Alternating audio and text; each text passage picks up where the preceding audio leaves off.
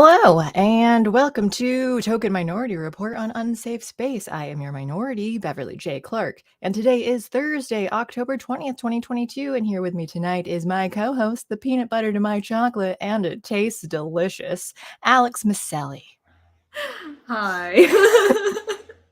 Now, it doesn't necessarily have to mean anything sexual or romantic, but if you take it that way, it can be some sort of innuendo. Well, now, I want chocolate. I know.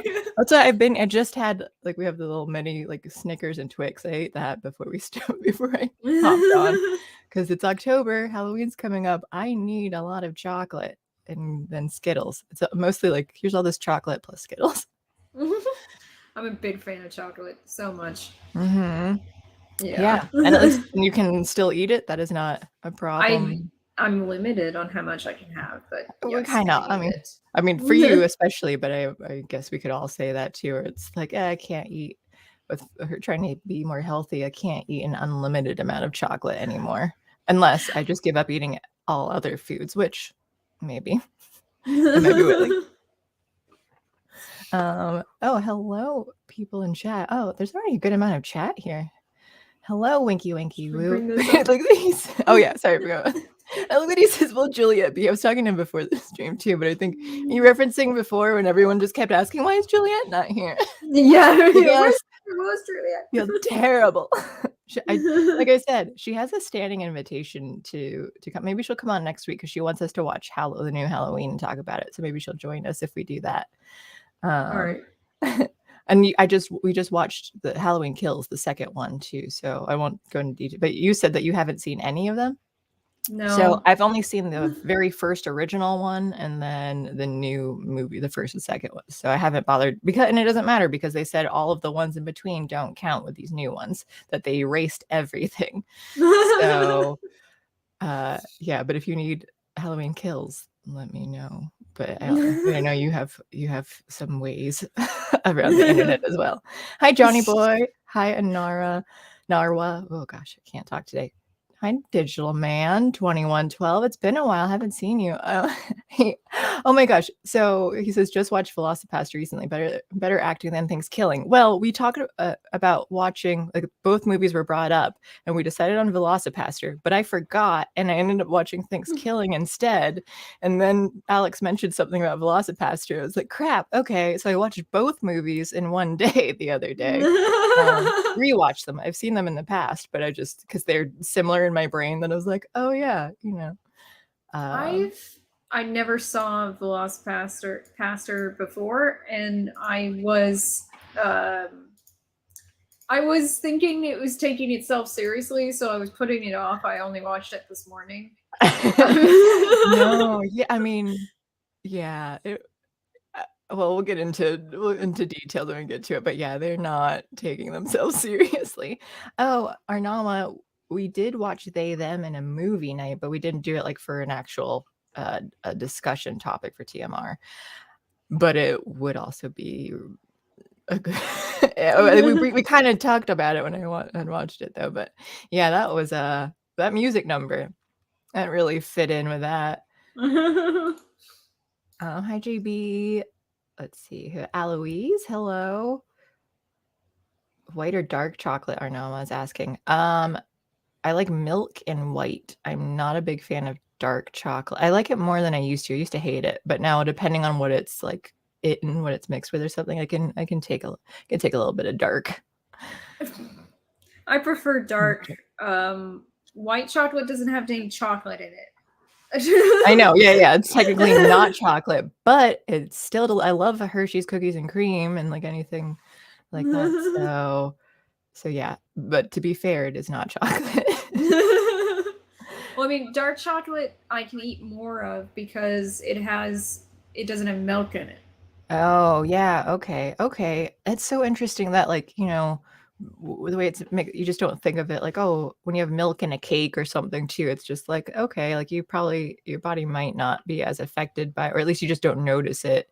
I had to research that about lactose. I was like, is it cooked out of food? And it's no. So then it will. So you've noticed when you have eaten it, it does make you feel ill? It does.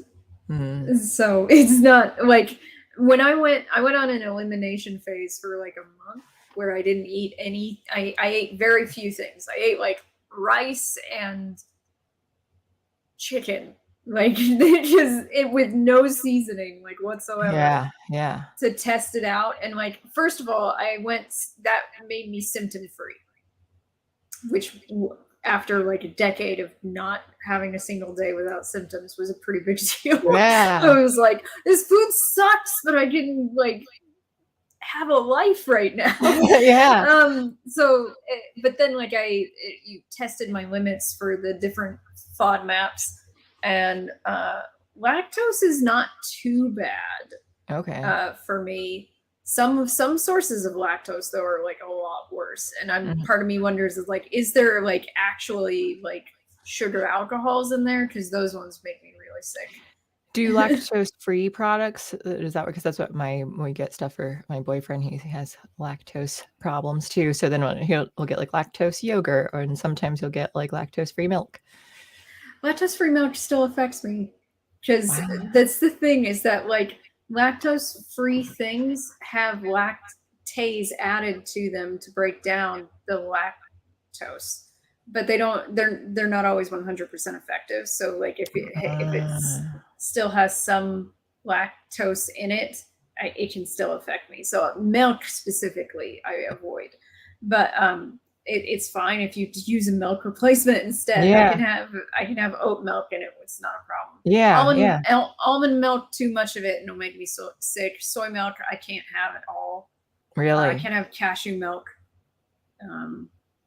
Like there's different FODMAPs in all four of those, but they're all different. So I was thinking like cashew and almonds, they're just nuts to me, but like so it's interesting that they are that different, that it affects you. Wow. Yeah, and I haven't been what about coconut milk?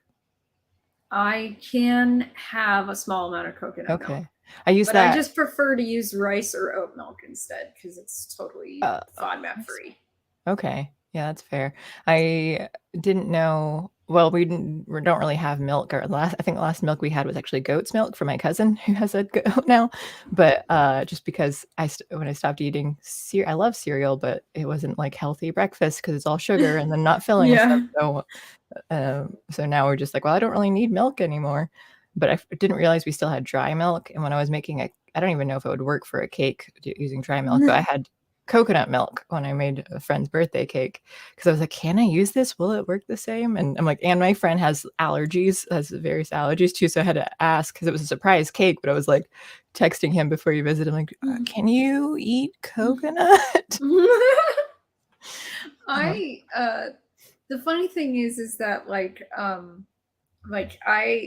there's all these like hoops you have to jump through for all this shit.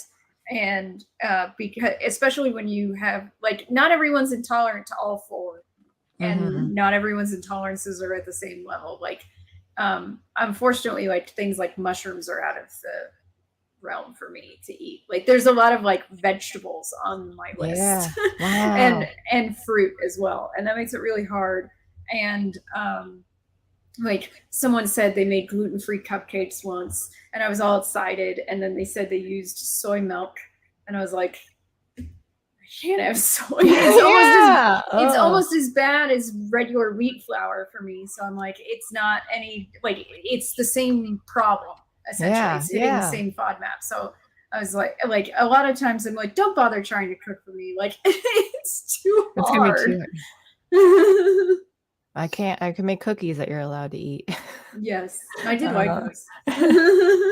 JB says cashew is as much of a nut as a tomato is a vegetable. I know that they like grow. I know it's just part of like the giant fruit and stuff, but are they not considered a nut either? Are they? Because they are like the thing that the fruit grows in a seed or something. I don't know what it is then technically. JB, I remember you are like a chef.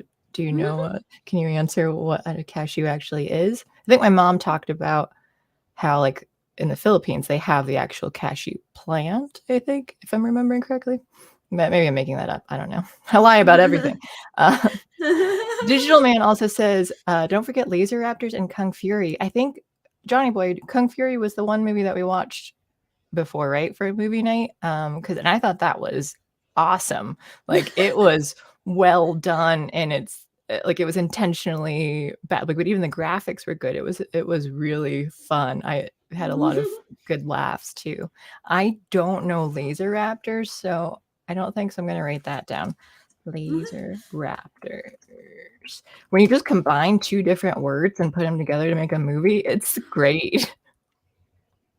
There's a Kung Fury 2 coming out next month. Is there real? I saw that they Apparently talked to chat. about doing it, but Kung Fury 2 is an upcoming.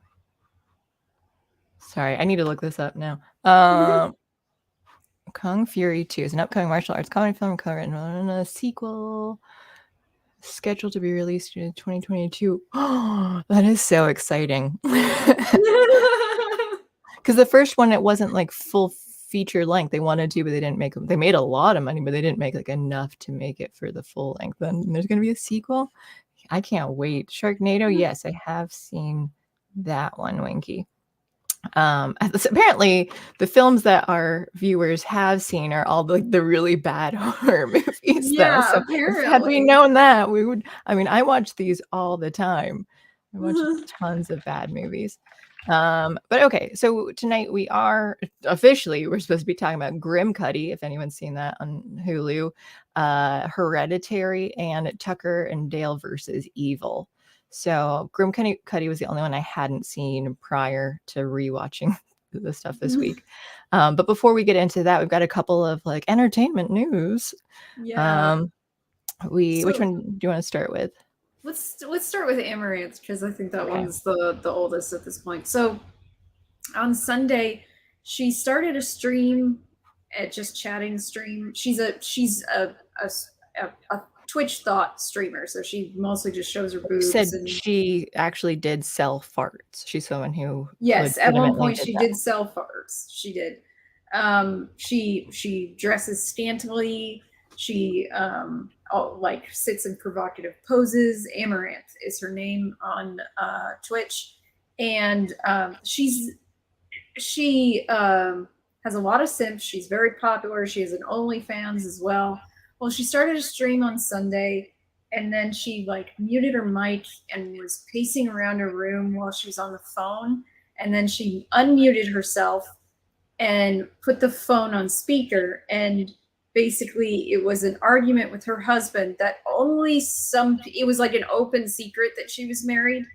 But from some comments, it seemed like, I don't know if people were trolling or they were legitimately upset that I've been paying her money and she's married. Yeah, but he was basically yelling at her, and she was crying, and she said he threatened to kill their dogs at one point. And you got to hear him yelling at her, you though, can on the show. There is evidence. Okay. You can hear him, and he sounded very unhinged.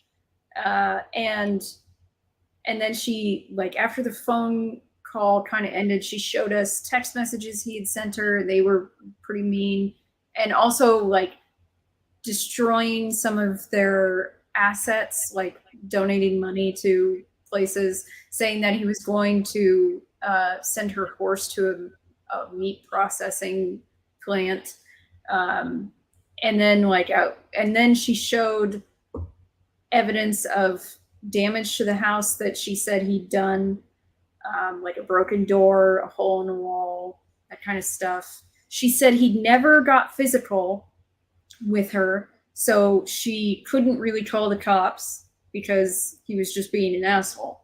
But she didn't really want to be with him anymore. She was clearly in the middle of being upset. So some of the stuff she says is anger laden, obviously. Mm-hmm. And then the stream cut off later on with a door opening in the background. It just cuts off abruptly, and then no one heard from her. She said she also said during the stream that he had access to all her social media and all her bank accounts, and so then no one heard from her for a day, and some people were legitimately concerned that she was murdered or something because of her not being available to anyone. Like people would DM her, people would reach out. Some people called the cops to do a wellness check, but couldn't hear from the police whether or not what was going on or anything.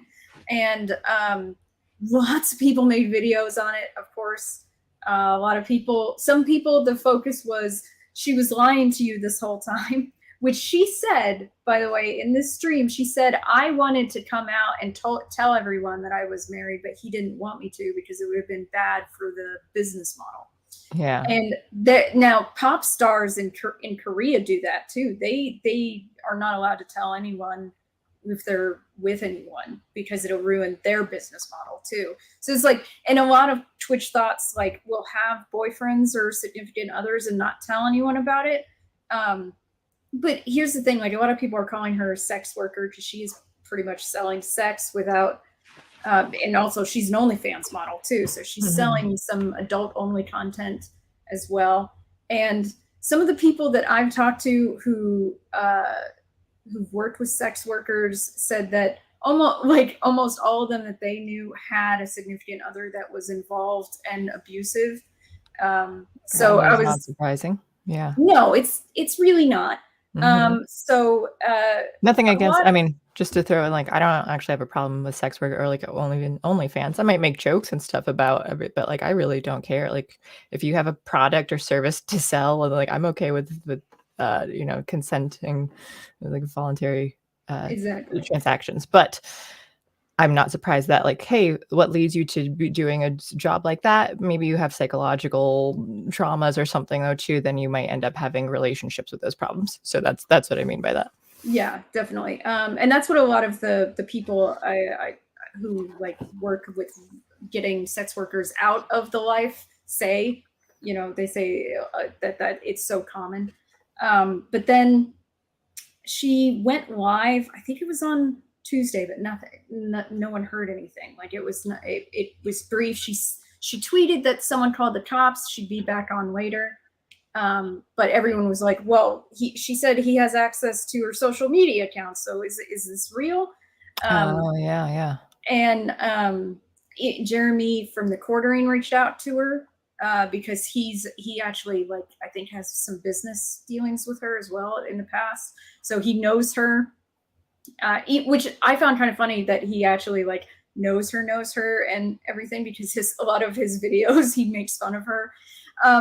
But so like he reached out to her, didn't hear anything, and then she did go live, and she was on camera, and she was wearing a big sweater, and she's like completely covering, like it was not sexy in the slightest. Yeah. It had like a cartoon on it, and she said that he was getting help and she was getting legal and emotional counseling, and that they were separated and she had access to her accounts again.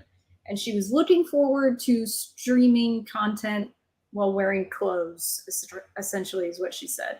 So that's where everything's at now. Some people still say it's probably for drama, but I don't know that she, like, honestly, from everything I've studied about abuse, the way he acted is like, it is not what most people, if they were faking it, would think. To fake something that, like, hey, this is what you would do to fake it, because yes. it's not what you might expect. Yeah, exactly. Like what we see is Hollywood and Lifetime versions of abuse is a caricature. But what he was doing felt more real to me. So I'm inclined to believe it. I'm not saying that like 100%, yes, I am a believer.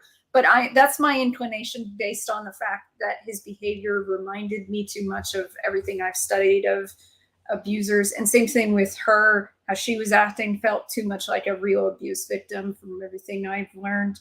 So it felt too authentic to be faked, because it was too weird. Yeah, I'd say, I mean, and this is me, I have no idea. Prior to Alex talking about this, I didn't even know who she was. And I think it's spelled Amouranth, right? Someone in, Amouranth. Amor as in Amor. Yeah, Ant. Yeah. But so like prior to that, I had no idea who she was. But just from your description, I could say like, yeah, maybe it's possible that this whole thing is some sort of big act, but I can believe that it's also real. That like the information, like the stuff that she's going through, and the things that he's done, especially when it's like, oh, here's texts and the problems with the house, because that's a thing too, where it's like, hey, they might not be physical with you yet, but when you're showing anger issues like through other objects and stuff, then like it, or even through like verbal and emotional abuse, though, like that's hard to handle, and then that makes you like not sure what to do and afraid sometimes too. So I feel bad for her if it is something that's real, but um I, I guess if she's like also if she stays wearing clothes, if she's saying like, "Hey, this is what I want to do. I don't want to be selling my body like this," and she doesn't like go back in it, then I would say like, "Oh, that seems really Yeah, true." That this that's my thought too. Is that if she continues like in this vein of no longer being like a sex symbol, then I kind of believe her even yeah, more. right. But Um, if she goes, and I'm not saying that's untrue, but like if she does go back to wearing it like the scantily clad clothing, then I could say like maybe it is still a big act or something. But it could also be her husband sticking around and now he's influencing her again. So now she feels the pressure to do so. So I don't know. I have no idea, but I hope if it is real that she is able to get the help that she needs with it. And I would probably say that it, I don't know. I'm probably they at least need to get help yeah, together, if not need to separate. Uh, yeah. Like here's the thing: the chat is like, how do you end up with someone like this? And here, like, how do you not know? Okay, first of all, abusers in the beginning don't come out twirling their mustaches, mhm. acting like assholes. And They they don't love, always act outwardly, like, you might not even know it, like, like, friends and stuff too, though, like, anyone around, like, they can seem fine, and they might like, things can be good when it is good, but then it's really bad when it's bad. well, yeah, they a lot of them love bomb their future abuse victim in the beginning, like, Mhm. and usually abuse victims have a extreme vulnerability to that kind of love bombing because they are insecure and feel unloved. So I mean, it's sort of like these two personalities gravitate to each other and Mhm. end up together, and it's a recipe for disaster. Mhm. um and I like I have a lot more sympathy even for abusers than like a lot of people would probably think is reasonable. uh I still think that when they are abusive they need to be punished. It's just that I Right. understand a lot of the psychology of what's going on there, and I that's why I have sympathy. Well, that's I mean, similarly to the crazy girl who yelling at Walmart at the guy and stuff, where it's just like, "I was raped," blah, blah, blah, like, okay, if maybe that's true, and I do feel really bad if, like, you were raped and your attitude now is because of what happened to you, but that behavior, it's not an excuse for your behavior. So similarly, where I'm Exactly. like for abusers and stuff, where it's like, yeah, sometimes there are reasons, like, sometimes your brain is different, that, like, it developed differently, and now, like, you're and 'cause we don't get into, like, neurology as much, though, with a lot of No, things we for don't. personality disorders, like, sometimes, like, there is missing, gray matter and stuff too that, like, causes whatever other problems, so part of it's, like, But I I'm forgiving in the sense that I'm like, "Hey, you're not, like, intentionally trying to be bad, but you have to work harder to not be yeah, an asshole, that, like, you this isn't an excuse, this is just a reason why, but that means you have to work harder than an yeah. average person to manage your behavior." Exactly. And actually, Dr. Amen of the Amen clinics found that some abusers, not all, but some of them are suffering from left temporal lobe seizures, which is where you control your anger. Mm, And he put some of them on anti epileptics and they stop being interesting. abusive. Wow, So, like, okay. we're talking about literal long term brain damage, but left temporal lobe seizures aren't necessarily like we think of seizures from the Hollywood perspective, a big, Mhm. shaky, an obvious thing. But I knew someone who had seizures where, like, she just suddenly stared off for like a couple of seconds and then came back.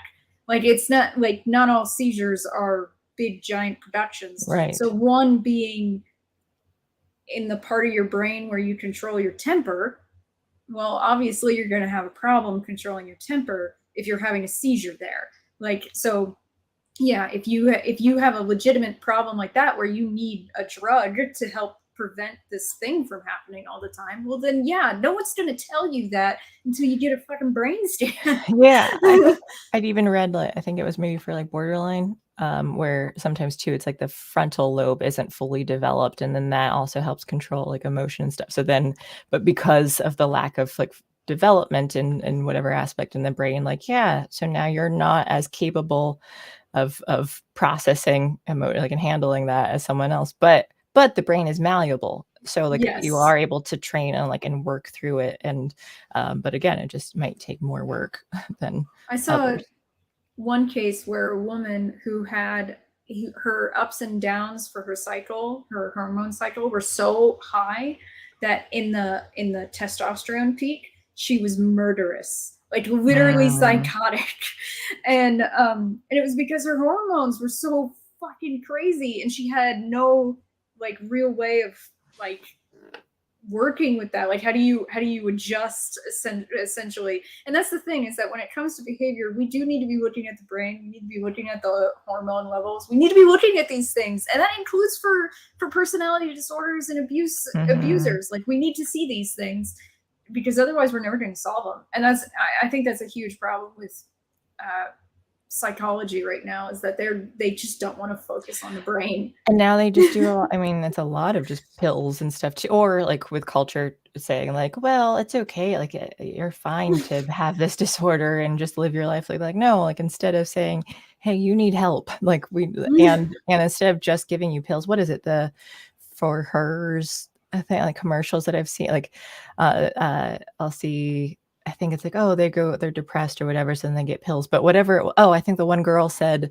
she like covered up all her mirrors or something though, and and just like, I don't know whether they're actors or not, or they're supposed to be real people, but I was like, either way, like for this person, she needed more help than like there's deeper rooted issues than just like get pills to make you happier. Like, I think you should address the issues that you've got to try and like figure out how to make you feel better first. And then like if you are just like actual reasons why you might be having those feelings, then look into like, well, maybe your brain, you have a chemical imbalance, so pills do help you. But I think pills a lot of times should be done as the less or later resort, rather I don't think you should do it before you've looked at the brain or the hormone levels. I don't think it's like it shouldn't be the first thing you do. Yeah. And I would try, I mean, like I have OCD, and when I was younger, I was on medication for it, but then I think I maxed out on the dosage that you could take, and it was like, well, it's not really doing anything. And then I think I just stopped, and as I got older, it got less in my way. So now it's just manageable. It was like, oh yeah, it's just like some compulsions and stuff here, and the obsession part, I do a lot of like overthinking things, but it's not enough to like hinder my life. But I don't do any like medication for it. I know I had to do it because internet is tanking, and I don't want to. Okay, yeah, no, that's fine. Yeah, but so I was going to say, I have an anxiety disorder, and I've never taken drugs for it, because I know anti-anxiety drugs, like your brain overcomes it. So so I'm like, I'd rather use like behavioral techniques to get past it. Yes, and I had been doing that for a very long time already, so I was like, yeah. Well, that's why, again, like I remember, I think it was in the Discord a long time, like I think people might have been kind of upset with me when I was saying something about like, oh, depression, and it was as if like, oh, like some people like really need the medication or whatever. And I think I forget the whole phrasing, but I think I was trying to say is that again, trying to work through your problems for like, because I don't know, the brain is really malleable. So if you can train, like the fake it till you make it thing has been like studied, like that's a thing that does help. And then so I think it's better to try and convince your brain naturally to try to make these changes, and fix things rather than pills, because like pills, you never know what might happen. So it's just like, why throw in extra stuff when maybe you don't need to, or like when you can try and fix like other things in your life if there are issues, rather than like, I'm just sad inexplicably. Sometimes that happens. I do believe that like that can be like a chemical imbalance, but I think they can also try and like fix that without pills, I saw potentially. some doctor explaining that like, oh, you have depression and we're going to throw a pill at it, but you have depression because it's so hard for you to meet your bills every month and you're doing You're 2 just jobs. stressed out, yeah, and Yeah, tired. it's like, no, it's your life is hard. Yeah, like You're not depressed. You're because of a chemical imbalance. You're depressed because things are hard. Right yeah. So like, your reaction is understandable, and like most people would have that.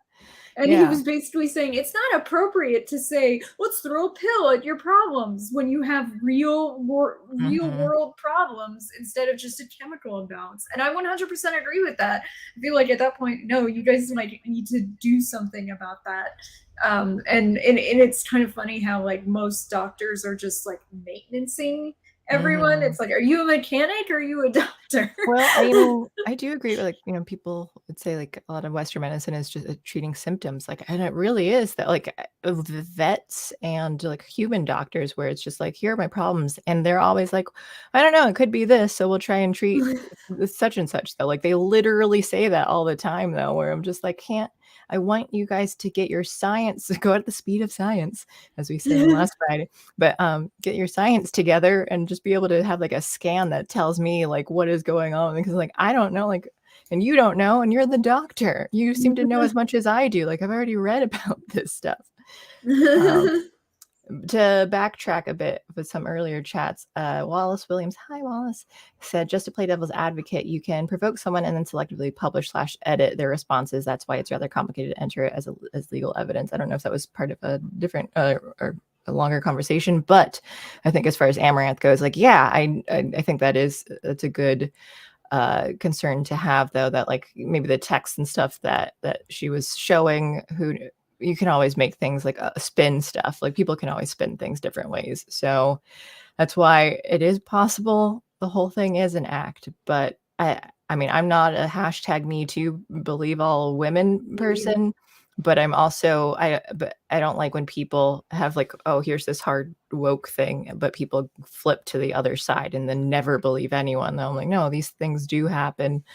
And it's just, you have to take it case by case and see, trying to find the truth. Well, I mean, I know, like, I felt like with the Johnny Depp thing, like when the audio came out years before the trial of them arguing and listening to the two of them, based on what I knew about abuse, I was like, she's the abuser, no matter what she's trying to say. Okay. Is what the like, that was my opinion then. And it's like, here's the thing though, is that I'm not married to my opinions. Okay, like, these are my initial things, and I know a lot of people are like, oh no, you got to get it right off the bat, and it's like, no, that's not a realistic way of looking at life. We're human. I guess for that, what were they saying in those conversations? So she has a point where he says, you hit me, and she says something like, I wasn't hitting you, I didn't hit you. Like, it wasn't a closed fist. Yeah, where it's like, okay, so that means you did have physical contact, and you're not denying it, you're just making an excuse for what happened. Like, well, you're just misunderstanding what my hand was doing to your face or whatever. So. Yeah. And it was a very, very, very long audio conversation, because it was one, and like, another reason why some people are like, why did Amouranth publish this? In the same reason that Johnny Depp went public, you know, like, where it's like, it's your only move left, essentially. And sometimes too, it can be hard when you have a lot of pent up resentment, especially like, frustrations or anything. Sometimes, especially when you're a media personality, like, sometimes you will just go public, and it might be a plan, like a pre-planned thing where you're like, this is what I need to do, or it might be just an emotional reaction that you're upset at the time and you have this medium to do so. So like, maybe like, oh yeah, that's maybe she would regret it later, like if things were different though too, or just like, oh, I shouldn't have done this, like this was my bad, and that was irresponsible. Or maybe that is the only way that you can like try and get things out in the open, and that like this is the only way that I can think of to get help or something though. And so with a lot of abuse situations, both the abuser and the victim don't want it to be public. They're like, the abuse victim has been made to feel embarrassed by it, and also weak, and that's not like a good feeling you want everyone to know about. Like, I am a victim. Like, real victims don't want people to know they're victims, but that whole embarrassment quality of the situation only supports the abuser keeping it private. And you can't get help if it's private. You know, there's nothing you can do, and that doesn't even necessarily mean on the internet, but like just tell someone, just generally, yeah, not telling anyone about it. So like, and maybe sometimes that's the first step too, where it's like, oh, I put this out publicly, like now I've taken this step, like it's out there, and now like you can't go back. Yeah, I mean, it does, that kind of thing does push abuse victims to move forward with an exit strategy that they otherwise might not take. Yeah, and I've seen that on Reddit and stuff too. Like I have followed different types of Reddit threads, but I've seen ones where like they're out there were like, hey, I'm in this relationship, like and they ask questions, and then people are like, you're in an abusive relationship, get out, when they're just like, I was just posting this thing, how should I handle this? And they're like, leave, go. Which, to be fair, Reddit has a lot of that. Like, so sometimes it's like, no, you could actually just talk this out. So some of them are a little bit too like, no, it's abuse. I know some people on Reddit are like so ready to like abandon a relationship and everything, and I'm like, that's not, like they overreact often. Right, but sometimes it's fair, and sometimes the posts really are like, whoa, like what are you just, and like, and it's hard for them to see it themselves though, like when you're in it, and especially if you've kind of like the gaslighting and stuff too, like, or you just you get so used to it, and it normalizes it in your brain, and you don't even you don't recognize it, so you need someone from the outside to like say like, hey, this isn't okay. Well, and then also they're kind of trained to believe they deserve any of the pain they're experiencing. So they're like, I don't deserve help is one of the most common thoughts that they have, which is really sad. I mean, and this is a process that takes years, like, and not everyone gets out of it, unfortunately. So like, this could be like the best case scenario right now for Amouranth. And honestly, you don't have to like destroy, like a lot of people destroy their abusers on their way out. They do everything they can to destroy them because of a resentment, a hatred. They finally realize what's been happening to them. I don't necessarily think that is cathartic like a lot of people think it is. I think that hatred can drive you to move like away from them finally and get to safety. But I don't think that holding on to hate, and even to someone who's been absolutely horrible to you, is necessarily healthy. Because it's agree. Are you moving on? I would say that. Maybe I'll change my mind later, but just right now, I'd say that I don't think it's ever good to like hold on to the hate, though. Too, that I mean, it could be helpful to get you started in that direction, like moving on and moving forward. But to hold on to it, I don't think that would be healthy at all. Sorry,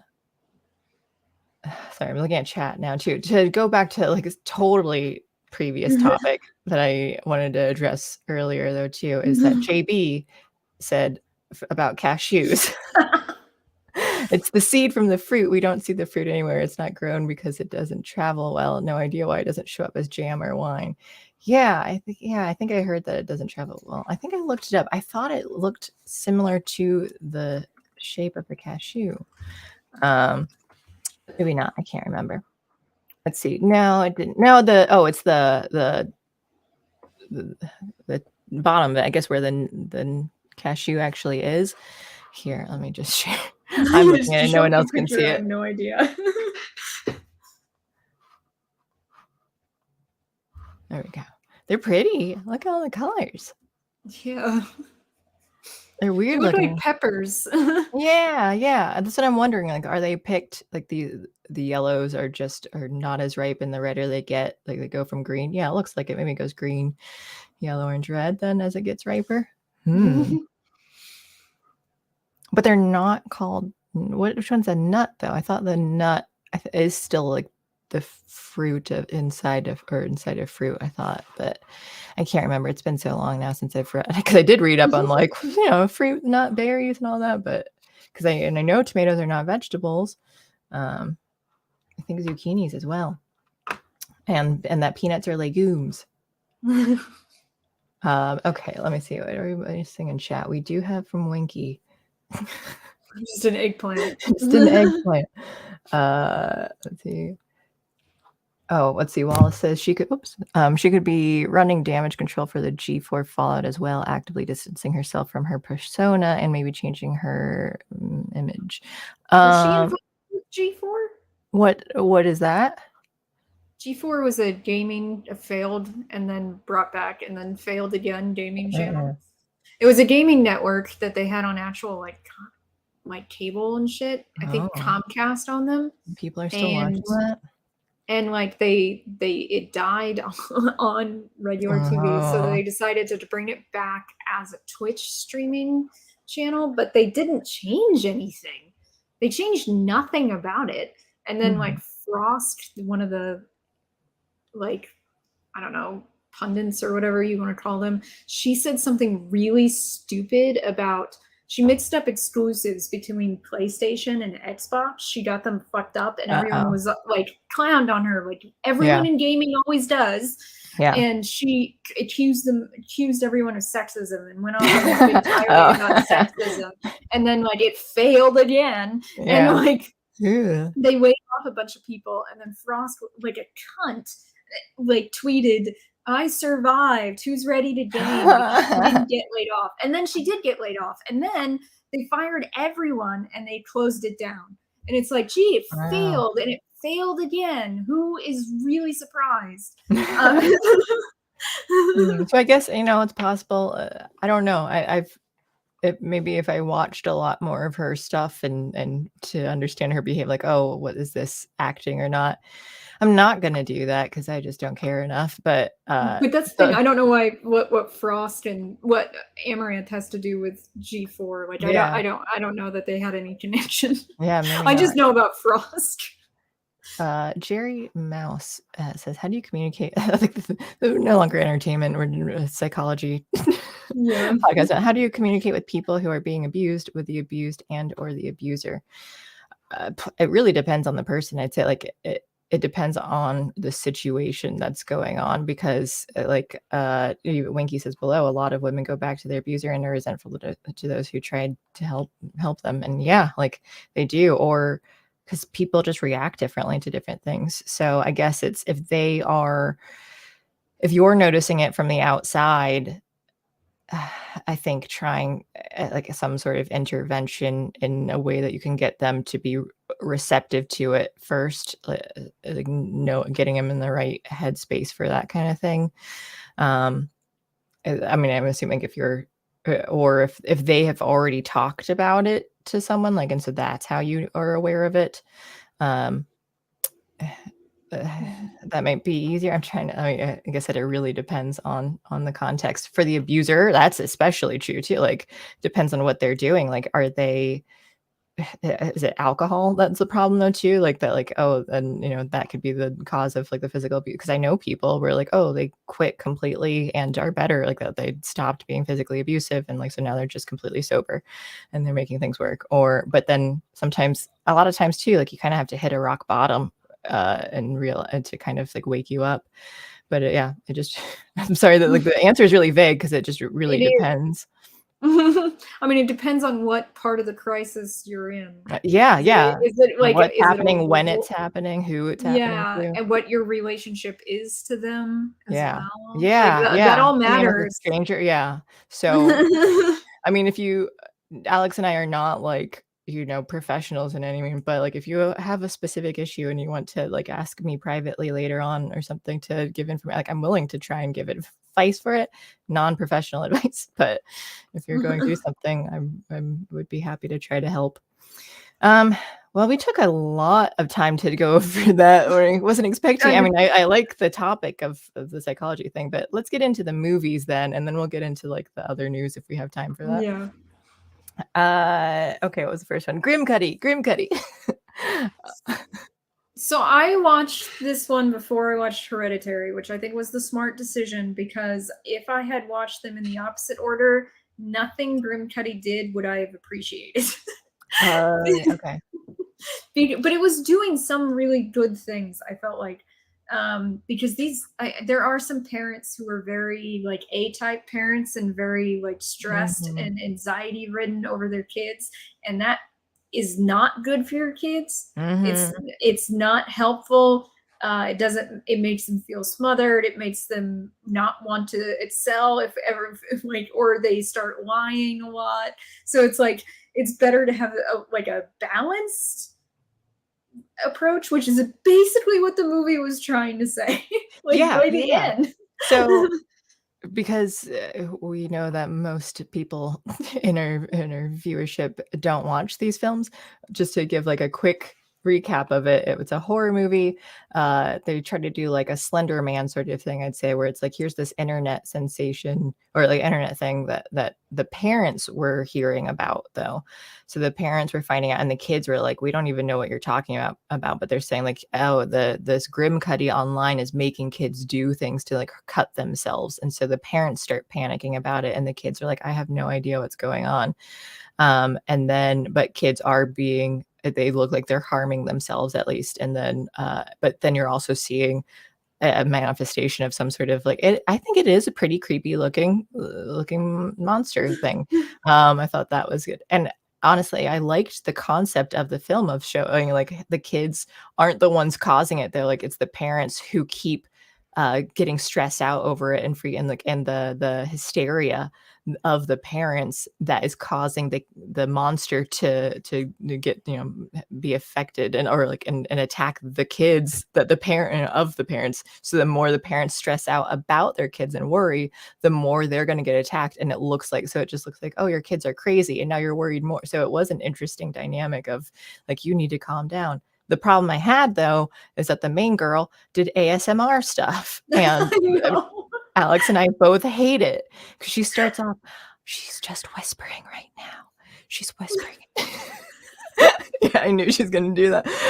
Alex took out her headphones because like, she's on camera, and I kept thinking, oh, is she trying to be quiet because like she doesn't want to wake her parents, like she doesn't want her parents to know that she's recording? Like, oh no, she's trying to be soothing. This is making me really uncomfortable with how much she's just whispering all the time now. Like some people literally like, they have something in their brain where this is like soothing to them, and some of us, I think, have something in our brain where this is like fucking uncomfortable. Get away from me. Yeah, like I don't like loud speakers. That's what a lot of like stand-up comedy, I'm just not that into, when they're like, you're being yelled at all the time. Like some of it I can, I can handle in small amounts, but I just don't go seeking a lot of that kind of humor. Just because it's loud. And I would say, like, if you look back into like my psychology for things, I probably have reasons why I don't like yelling. But I certainly don't like whispering unless like you're needing to, unless you're like, hey, we're in a library, or we're trying to be, if there's like a real purpose to not speak at a normal volume. And there was not, outside of the ASMR thing. And then she just does like whatever other sound effects and stuff too. So I was glad, like rubbing her fingernails on shit and stuff. Yeah, whatever. So, but that's why I was glad it wasn't too like it did have meaning in that, like, oh, trying to calm down, or like, and it not for her, like, but trying to get parents to calm down. So I guess it kind of had like a good meaning in the movie. But I hated it. I think there are other ways, like just meditation or something. If she was just like anything else that's just not ASMR. If she had done like a soothing voice for meditation, I would have been totally cool with that. But the Yeah. fact that it was AMSR, I was like, fuck no, F. Mhm. Yeah, because you can have like, oh, I guess it would work the same too, where she's a very stressed out person and so she has anxiety and that's what the girl, friend was just like, oh, you're different than you are online because she's like actually more anxious. I think that could work the same if like, here, I'm around to do meditation and help you to relax. And we don't need to do it with like weird whispering and Yeah. sounds. That scene where that girl says that to her, she's like, I would have thought you were way more chill or Yeah, more yeah. zen. I would have thought you were more zen. And I was like, everyone, like, I guess maybe it's an adult thing because they are teenagers, but it's like everyone like promotes the thing they actually need. Like that's Yeah, why yeah. psychologists become Yeah, psychologists because yeah, they're like fucked up in the head. right. Like, like that's the thing. It's like you seek the thing you're actually, after, but it looks like you're selling it. Like I Mhm. find that really funny because, well, I mean, it's the same thing for writers. It's like Flannery O'Connor said, writers will write the kind of books they want to read. Like you literally create the thing you Mhm. want. So to me, I'm sort of like, this seems obvious that she would have anxiety Right. problems. Right. you know? And like you said, it makes sense, like, oh, but it's another teenager who doesn't have that wisdom yet to know, like, yeah, that's why people do these things. Yeah, exactly. Yeah, it makes sense. And there was the whole thing about the parents freaking out about online sensations felt so real to me. I once, sometime in the last year, was in one of those Twitter spaces briefly where people were talking about like protecting their kids, and I'm listening to them, and it's like this. They're like freaking out about pedophilia, but the way they talk about it is so ignorant at the same time, and that's the part that really was like, oh my god. So they were talking about Fortnite and Roblox, and they're like, they're really places for pedophiles to find your children. You gotta be they're just breeding grounds for pedophiles. Like it was made specifically to go after your kids, and it's like, no, you guys aren't, you guys are mixing up cause and effect here. Mhm. Like your kids like Roblox and Fortnite because they're enjoyable. Pedophiles go there because your kids are there. Yeah, yeah. It's like they're not there so that pedophiles can find your kids. That's not how that works. And that felt like a lot of that kind of attitude. Like, I don't know if you've ever read some of those parenting, like, are you like the blogger in the movie? There are blogs like That that are where like that, yeah. people are like, the things your kids are doing are, oh my god, it's so bad. Like there was one that was it was about wheat speak. This was like 10 years ago or Ah. more, and it was so funny because like the text on it and was almost unreadable wheat speak. It wasn't even real wheat speak, and they were like, what are your kids typing? And like kids were like, what I found were a bunch of teenagers replying to this going, what the fuck, who talks like this? Yeah. It's like this, like there are adults writing about teenagers who have no idea, like they've completely forgotten, like after they turned 18, someone hit them over the head and they forgot their childhood, and Yeah. writing about teenagers, and it makes no sense, and like parents like just would devour this shit, like, I need to know everything, and I'm like, not everyone that writes shit about your kids knows what the fuck they're Yeah. talking about. Yeah, sometimes, yeah, I think it helps to like, oh, I remember like what it was like. So like I can try and put myself in that place. And that's what I keep saying too, and like talking to other parents and stuff who are talking to parents. I am not one. I should not have used the word other. I'm parents of animals. I have goose babies. But they, like, oh, they're getting teenage girls. And I was just saying the other day, I'm like, I don't envy them being in that position, like the kids though, like that, like growing in, like you got the hormones, you got like the angst, you got all that stuff though. It was awful. Like another thing too, as far as getting on pills and things, your body is changing. And so especially at that time when you're going through all these hormones, it sucks. It is awful. but trying to regulate it with pills might not be the best thing either, because like then your body is just adjusting on its own, and yeah, it can be really difficult for some people. Like some people like struggle more than others, but it could be risky doing pills because like that will affect how your body continues to develop. Yes. Anonymous, hello. Oh, I thought I'd say hello. Been listening. Hello to you. I also want to go over some of these comments that I keep seeing that are making me laugh. I think Winky called it. So the movie is Grimcutty, and so I see Harry Teddy. I see Johnny Boy says somber slashy. I see what else is there? Dark slicey. Grave stabby. From Johnny Boy. I think there's another one. What was it? Oh, melancholic scratchy. So it's like scanning through chat, and those were cracking me up. Those are funny. Arnama says he can only think of 2 other recent horror movies that left some impression: Sinister and Dead Silence. I haven't seen Sinister in a long time. I keep seeing Sinister 2 is on like Netflix or something, but I'm like, I'm not going to watch it again until I rewatch the original. I don't know Dead Silence, but I wrote it down. When I do want to say this. When I looked up this movie, Grimcutty, before I started watching it, and I saw that it's like Shannon Sossaman, and I was like, she's still making movies? Like, Who is it? That's the mom. Oh, okay. She was in 40 Days and 40 Nights. I knew the dad. I didn't know who the mom was. Yeah, she was also in A Knight's Tale. So she's the hot chick in both of those movies. Yeah. Okay.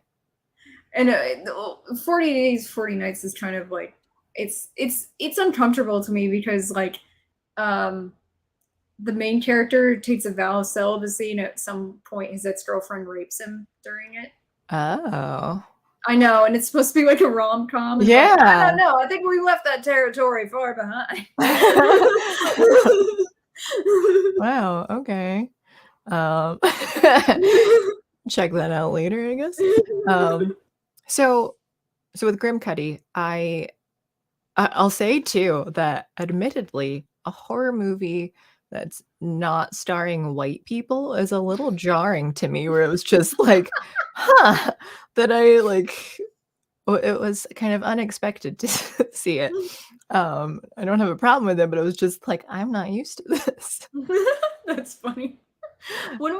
I think my favorite part of the whole movie is actually when the mom picks her up from the blogger's house, and they're like yelling at each other, and she like slams her hand. Yeah. The mom slams her hand into the glass and breaks it, and then she goes, "What am I doing?"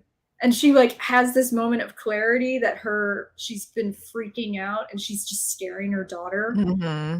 And she's all like, I love my daughter. I trust my daughter. So she like actually like listens to her. So she went back to like, hey, to talk to the crazy mom blogger, and like, my daughter was saying some things, and then like, and it ended up being like, yeah, no, like the mom is crazy. Your daughter was right. But my thing was, did she get like super strength? I was like, how? I didn't even know someone could like just like with her. They can't. Yes. Like, why did that window shatter so easily? Yeah. Like, first of all, the glass is safety glass, which means it wouldn't shatter in that way. Yeah, it's a car. They try to limit shatter. That's old school shatter is what that did. And then yeah, she like I literally there's this outtakes of this guy, this reporter trying to break glass using a hammer, and he just keeps bouncing off of it. And this is a man, and he can't get it done. She does it with her hand, like in a weird, like not even having a lot of. Yeah, don't like emergency services when they need it, like during a car accident, don't they have like special equipment to like open windows and all that too? Like they have a glass break. That specifically works to shatter safety glass. Mm-hmm. They literally have that. So that's why when she did it with her hand, I was like, is she possessed now? Is something that I thought like, was she getting some sort of super strength? But then it was like, oh no, that was just her. And then she was calming down. So I'm like, I don't think that needed to happen specifically. No. Like she could have broken anything else really though, but like just that payoff. Like if she had broken it, if she had hit it and it like cracked. Yeah. And that's all that happened, that would have been good enough to me. But the fact that it fucking shattered, Yeah. in the old school non-safety glass way, I was like, that's just fucking weird.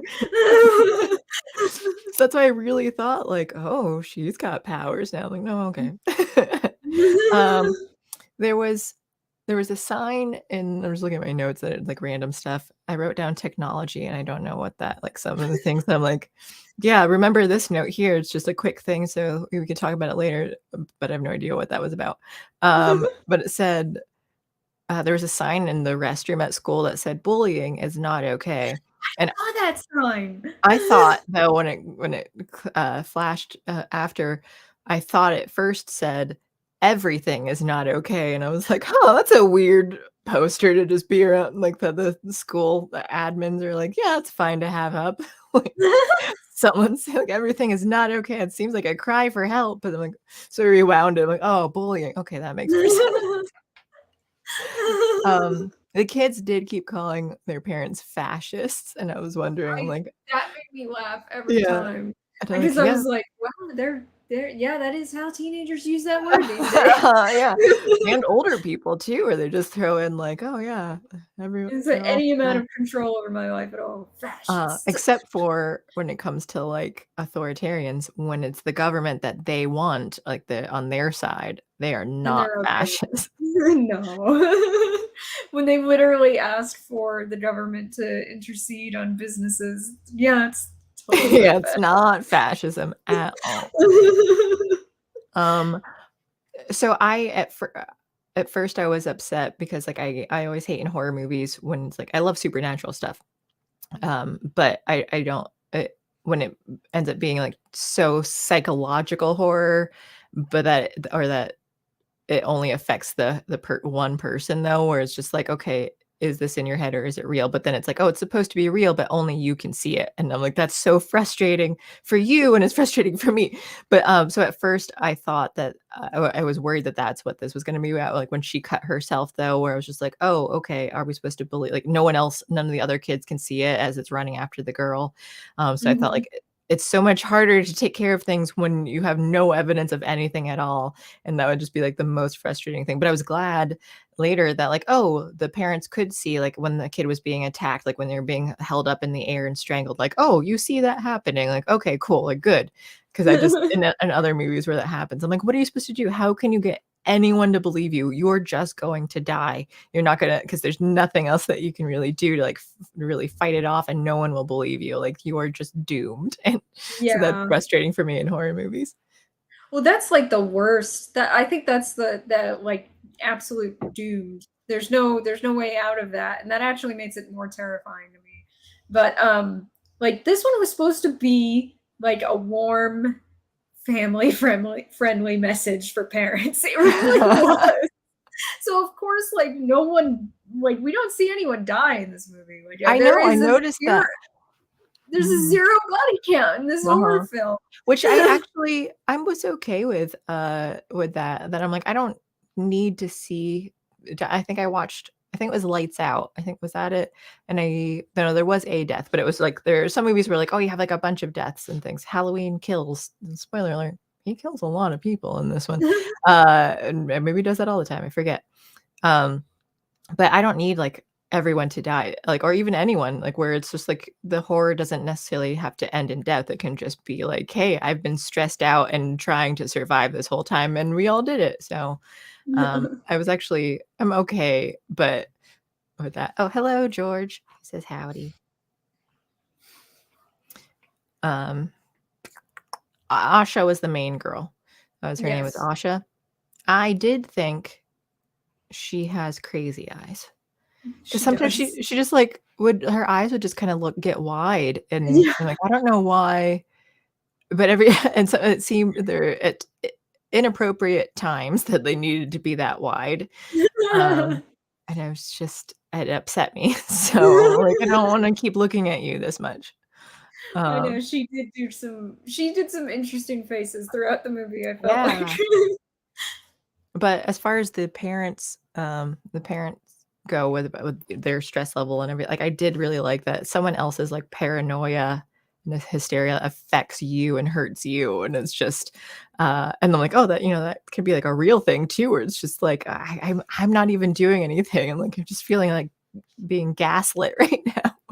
Well, I mean, I do think parents who are overstressed and over anxious about their kids do make their kids they that feeds a problem Mhm. with your kid. Like, it Well, does. the one Like girl. there are legitimate reasons to be worried about your kids. I'm not going to say Mhm. that's not true, but like I'm saying, like people like there are also overreaction levels, and that's what this movie was trying to show.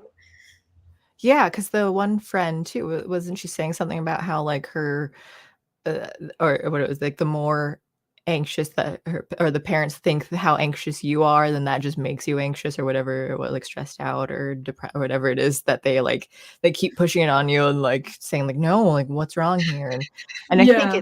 that's why like the balance, like you said before, the balance is really important because it's harder when you're not involved enough and you're just kind of like, oh, whatever, like I have no idea what's going on with my kid. And maybe you care about them, you're just not like paying attention enough, or and they might be good at hiding whatever they're going through too, because it's hard, like as a kid, a teenager sucks, and the hormones too, and you're like, I don't know who to talk to, I don't know how to like and it's embarrassing or whatever, like whatever you're struggling with, it could be hard to open up to. So then the parents might not realize there's anything going on, but then and not think about it on the flip side when you're like, oh, you're assuming there is something, and you're overly protective and helicopter parenting and stuff, then that just is, of course, that's going to exacerbate whatever is going on. Like, or even if there wasn't a problem, that might cause one. So it's just like swinging the pendulum too far the other way. When I was in high school, I had a bunch of friends with who were A types with helicopter parents, and a bunch of friends who were like slackers with either too The busy or latchkey kids. yeah, more latchkey kids, but actually they were more slackers. Like I was probably the most latchkey kid out of everyone I knew because I was very responsible for myself even as a teenager. But not a slacker but Hmm. not getting into trouble. Those other kids that I'm talking about, they were getting into trouble like and they were acting out and stuff. So like, and I remember both of my groups of friends, and sometimes they crossed paths. They were the helicopter parented kids were stressed all the time. I remember some of them saying, "I was up until 3 a.m. studying," and I was like, "Why?" I'm like, and I was like, first of all, you're in fucking high school. I can guarantee you that your scores here are going to matter a lot less than your scores in college. Okay, like I know that like you had a quiz today, but are you awake enough to even take your quiz right now? Hmm. Like, like a lot of that kind, and like I met their parents, and some of their parents were really stress inducing. Like even just being around them, I was like, I don't want to hang out at your Hmm. house. And the same was true for the slacker kids. I was like, I don't want to hang out with your parents either, because your parents are kind of assholes. Like, you know, and I was like, Yeah, seeing these two extremes, and I was like, I don't want to be around your parents. Like, you guys, I could be friends with. I could be friends with you I guys, don't want to be friends with your parents. but I don't want to be around your parents. And like, oh, like maybe not all of them understood what I was trying to say. Like And my, it's hard when you don't know other sometimes it's hard too, like, you grew up with them, like, "These are my parents, this is just normal for me." I know, like where versus I was like one of the only latchkey kids. And I think one of the reasons why is that like millennials were highly, hovered over by Mm. their parents. But my parents were too busy to hover, and so I had to be responsible for myself. And I was not interested in getting into trouble. It was I never know, yeah. it was not like enticing to me. So Right. like so I ended up being much more like a Generation X kid, but by accident. It was a total accident. And Mhm. most of my friends did not have the same experience at all. Yeah, I'm trying to think, I mean, I was a big rule follower, like, I just never cared about, like, getting doing things that you shouldn't be doing, but, like, my friends and I were just, like, theater nerds or nerds, so I was in academic competitions and the gifted program and stuff too, but so I kinda, like, fluctuated between like, by sophomore year, I got senioritis, though. I was just kind of like, oh, but, like, I still put in enough effort, like, to do well, but then I also just didn't care about it was, like, this weird, and again, teen hormones and stuff too, so it was a lot, I don't wanna I go back was to that. No, I mean, and teenage years suck. I remember being bored throughout most of school in high school. It was too easy. And when they tried to make it harder for me, the only way they made it harder for me was by giving me more work. And I was like, well, that's not actually a challenge. That's just a More work, yeah. sunk on my time. So like I told them no to going into the gifted program. And I'm like, it's not for like, it's for the type A's. I'm not a type A. I'm just not challenged by the work you're giving me. Yeah. And I was like a year ahead in math too. Like I mean, which is kind of funny because like, I've told people I have a learning disability but high school was easy for me. Yeah. Yeah. Well, especially like when you know how to manage whatever disability and stuff that you have, then like, yeah, you can excel in different ways. I think like I didn't do like honors classes because I was just like, I think because it was like, yeah, I don't really want to be challenged by the things that you're giving me because like I don't care enough to do them though. So it was just like yeah, like this could be more challenging, but then I was just like, do I want to do that? Like, oh, and I liked things being easy, but then because I was like, either way, like I just don't care about these things as much, and like I liked the theater and art stuff too, so I just kind of took like easy stuff then because I was like, whatever. Like I didn't mind like being bored because I was just like doing other things anyway though. I'm like this wasn't that important. Like I was like, no, let me do well in these classes while I like work on other things. Like I wrote and directed plays and stuff too in high school, and because we got to perform like in the drama club and everything though too. So I was like, yeah, this is more fun for me. Like this, I got tired in like English class where it was like I liked learning about grammar, like spelling grammar, like all like the writing stuff, but we just kept reading books and testing on it. I'm like, I know how to read and try to like retain for me. Like, I don't need to keep doing the same thing. Like it wasn't as always as much, like sometimes you might analyze some things, but then I was just like, I don't really care about this either. But it was senior year, the English teacher, I really loved him, how he taught. Like I don't remember specifics anymore, but I remember reading Beowulf, and he was just able to like apply like analysis and like make it more meaningful into like your life. But then he switched positions into doing like this computery thing for the school, so he left as the English teacher to move positions, and then we got Mr. Gross, who was young. Was that really his name? That was his name. And he was this nerdy guy, and I liked him enough, but he was new. It was like his first time, and then it was not as suited to be a teacher. Like it was stressed him out too. Like that's a whole other thing. But yeah, so it was just like, man, like it sucks though to have like someone who was really great at like teaching this stuff, and then I'm like, well, I don't care again. I know some of the teachers really cared. I mean, a lot of the teachers like have retired in the last 10 years. They've just given, because of how public education has been working lately, they just weeded out, which I don't blame them for. So like a lot of the good teachers have just left. Seriously though, yeah, like they don't want to stay in. Like what is like, I love when the topic of school choice comes up, because people are all like, oh, it's, we have to support our public schools. And I'm like, have you been to one? Yeah. Like, have why? you really been to one? Because they suck. Okay. Yeah. I went to one. It sucked. My school really cared about, they had PE for life. So they really cared about like physical stuff and like in sports and everything too, and all that, where it was just like the academic things, so we didn't get as much stuff going for us. And so they really cared about all the physical things. I was in adaptive PE because of my exercise induced asthma. Oh yeah. And there was, unfortunately, the PE teacher had asthma, and she felt that meant we had identical asthma and identical limits. Of course. Yeah, that sounds right. Yeah, I know. I was like, everyone is the same. I know. I'm like, I'm 14. I know it doesn't work that way. Okay. Yeah. You're like, what, in your 30s, 40s? You're not that smart. Okay. How often did you have gym? We had gym 4 years straight every day, except for, I think we had driver's ed for a quarter.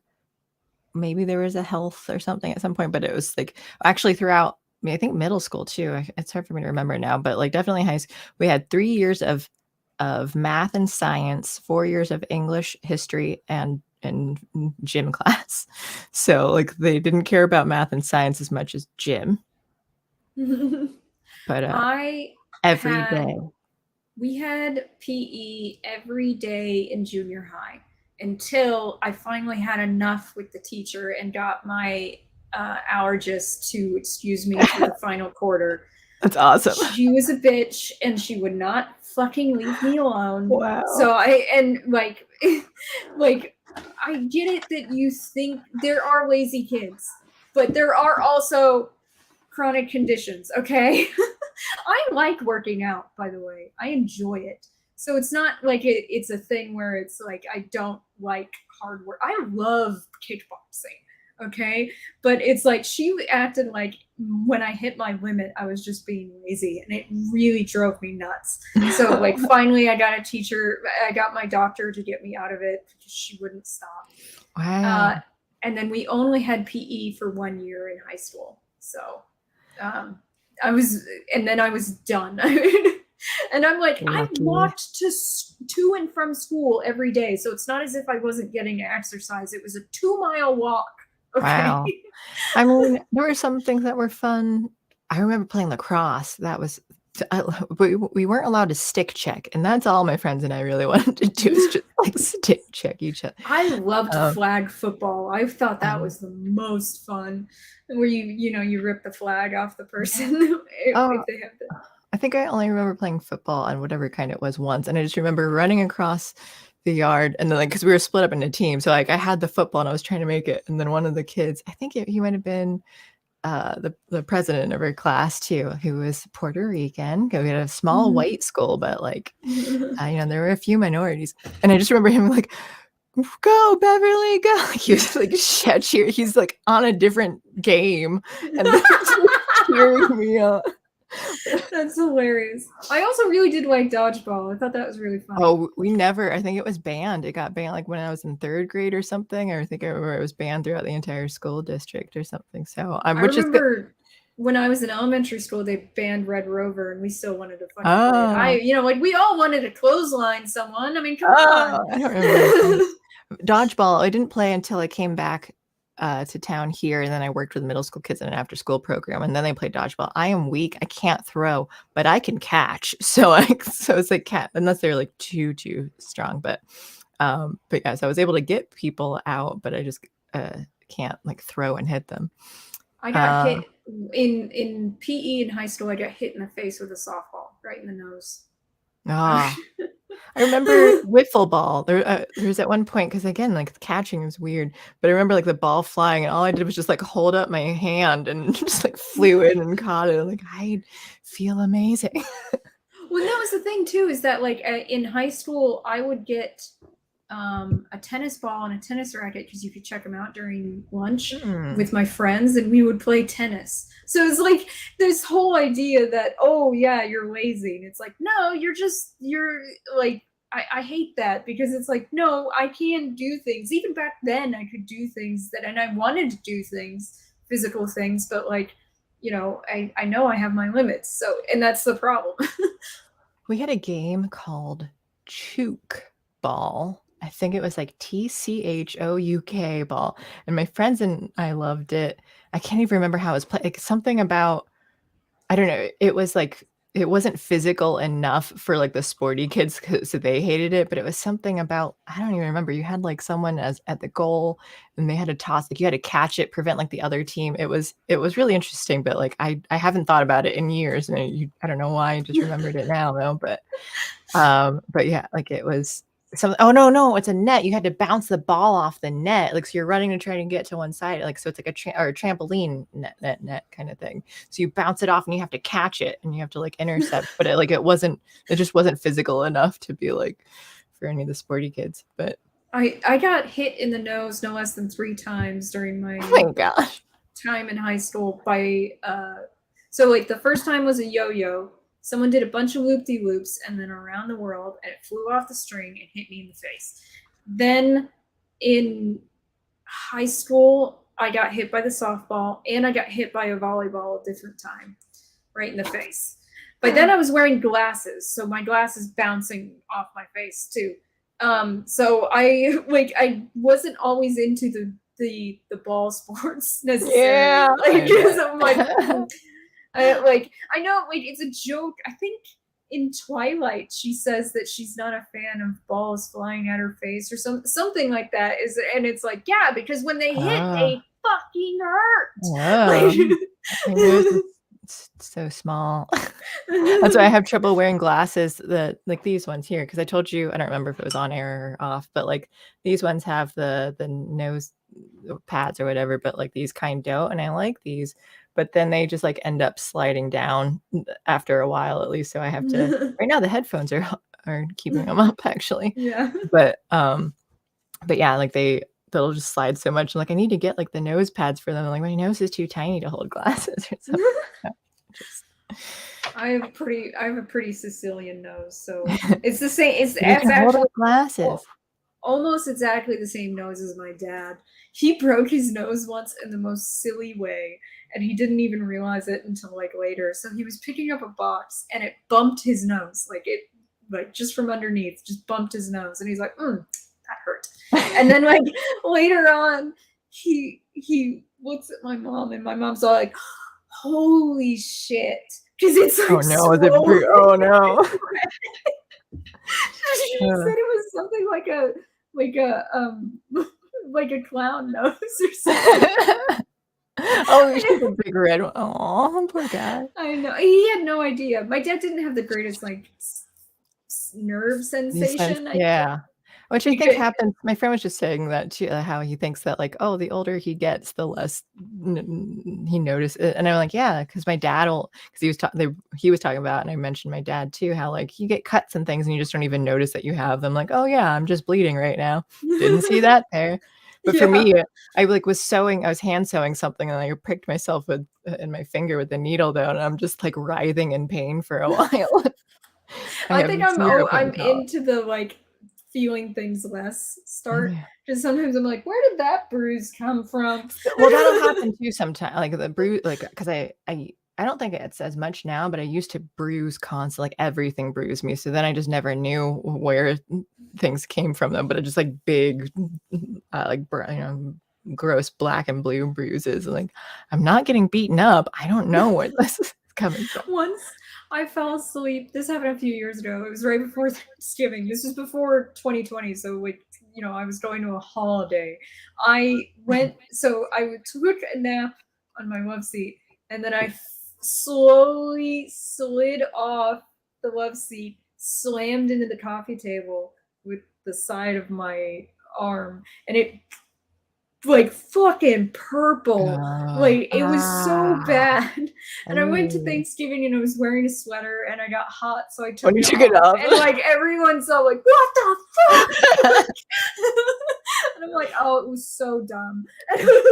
Yeah, no, like poking. That's why my one doctor had suggested maybe I had fibromyalgia, and I was like, I thought that was a fake thing. I thought people just like it was a crazy person thing, but apparently it is something where like you feel pain more than others, and but like getting poked hurts me, like in the especially like the upper arms or the sides and stuff like it, and I can like bruise. You mean like just a finger or like a needle? Finger poking like that, like it hurts me, and I hate being squeezed and poked, and because it just that's why I hate blood pressure stuff too. Like having a blood pressure test makes me more anxious and stuff, so then my blood pressure might go up.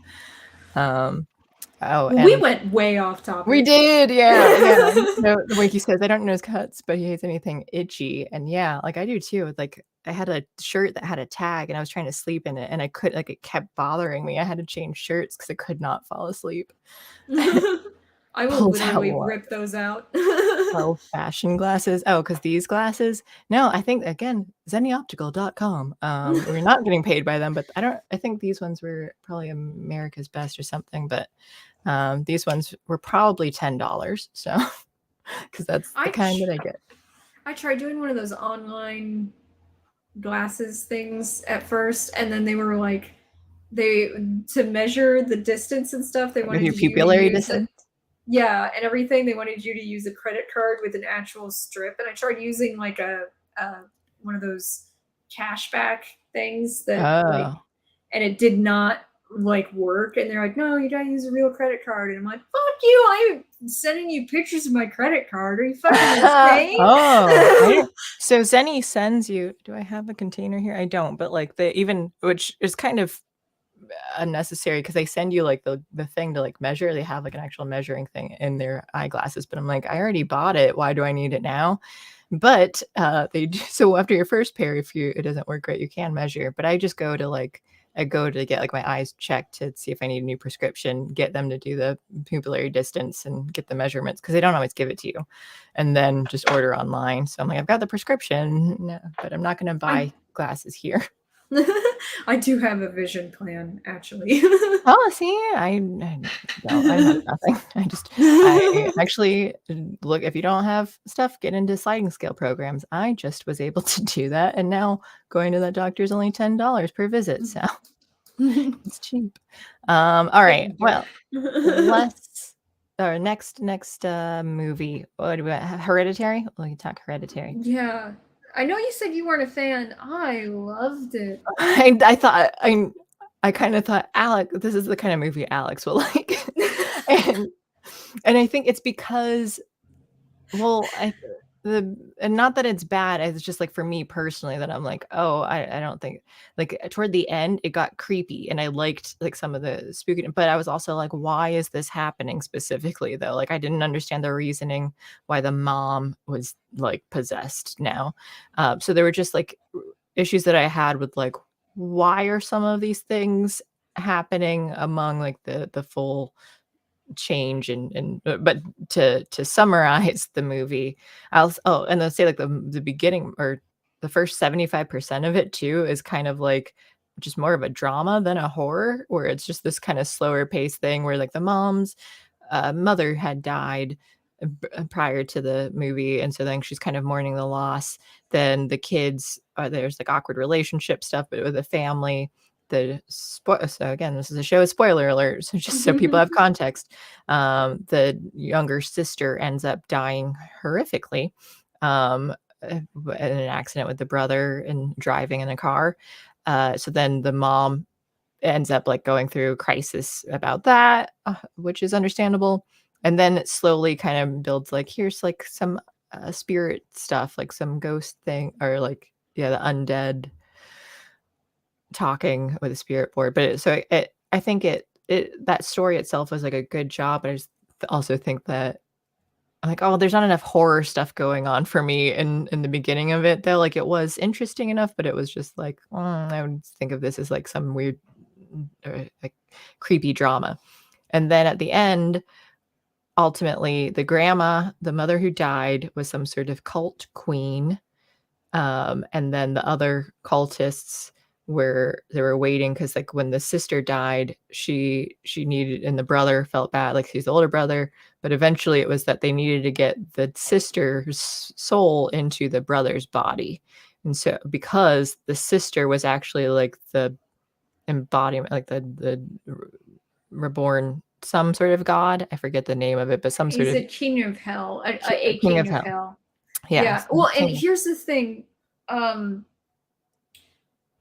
It's a cult movie. That's why someone brought up Rosemary's Baby, and Rosemary's Baby is clearly an influence on this film. Ari Aster even admitted that. Rosemary's Baby is very good, by the way. I love it. Okay. But I like cult horror movies, by which I don't mean like cult classics, but I mean like movies about cultists trying to do something. That's what I mean. And that's what Rosemary's Baby is. That's what Hereditary is. From the very beginning, the cult is there, working on them, and that the mom is a miniatures artist. This is, and it's played by Toni Collette. She does an amazing job, by the way. She did, yeah. She really did. The movie starts with a shot of their creepy treehouse. The treehouse is very incongruous. It doesn't look real.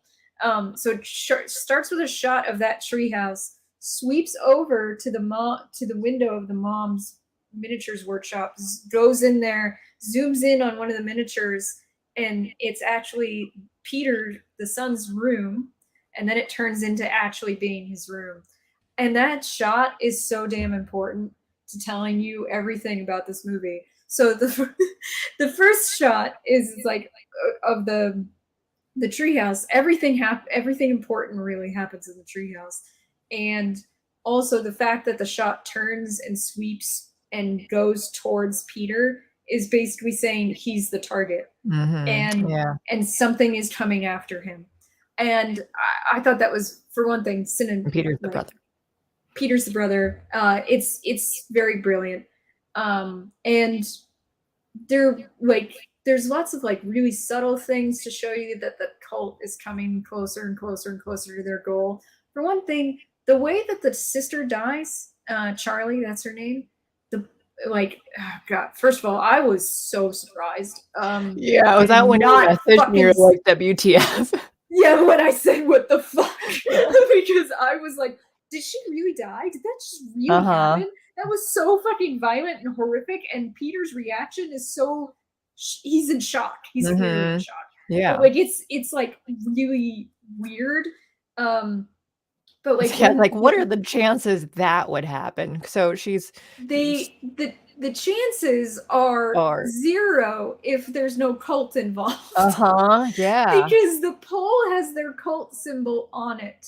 I didn't notice that, but I figured like, oh, it had to be involved somehow, but I just like, yeah, like, were they involved in the peanut thing though? Because so she's allergic to peanuts. She ate cake that had peanuts, so she had a peanut allergy while at a party with Peter, and she didn't want to go to the party. The mom's like, no, you need to go and socialize, but she's like 13. Like, I don't think she needs to go to a high school party.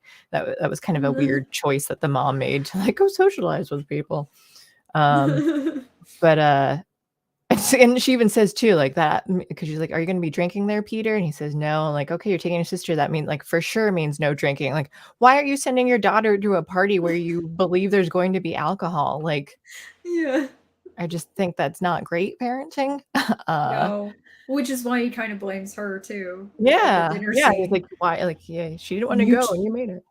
Yeah. And the thing is about the daughter in the first act before she died, Charlie, I was like, man, she's so fucking weird.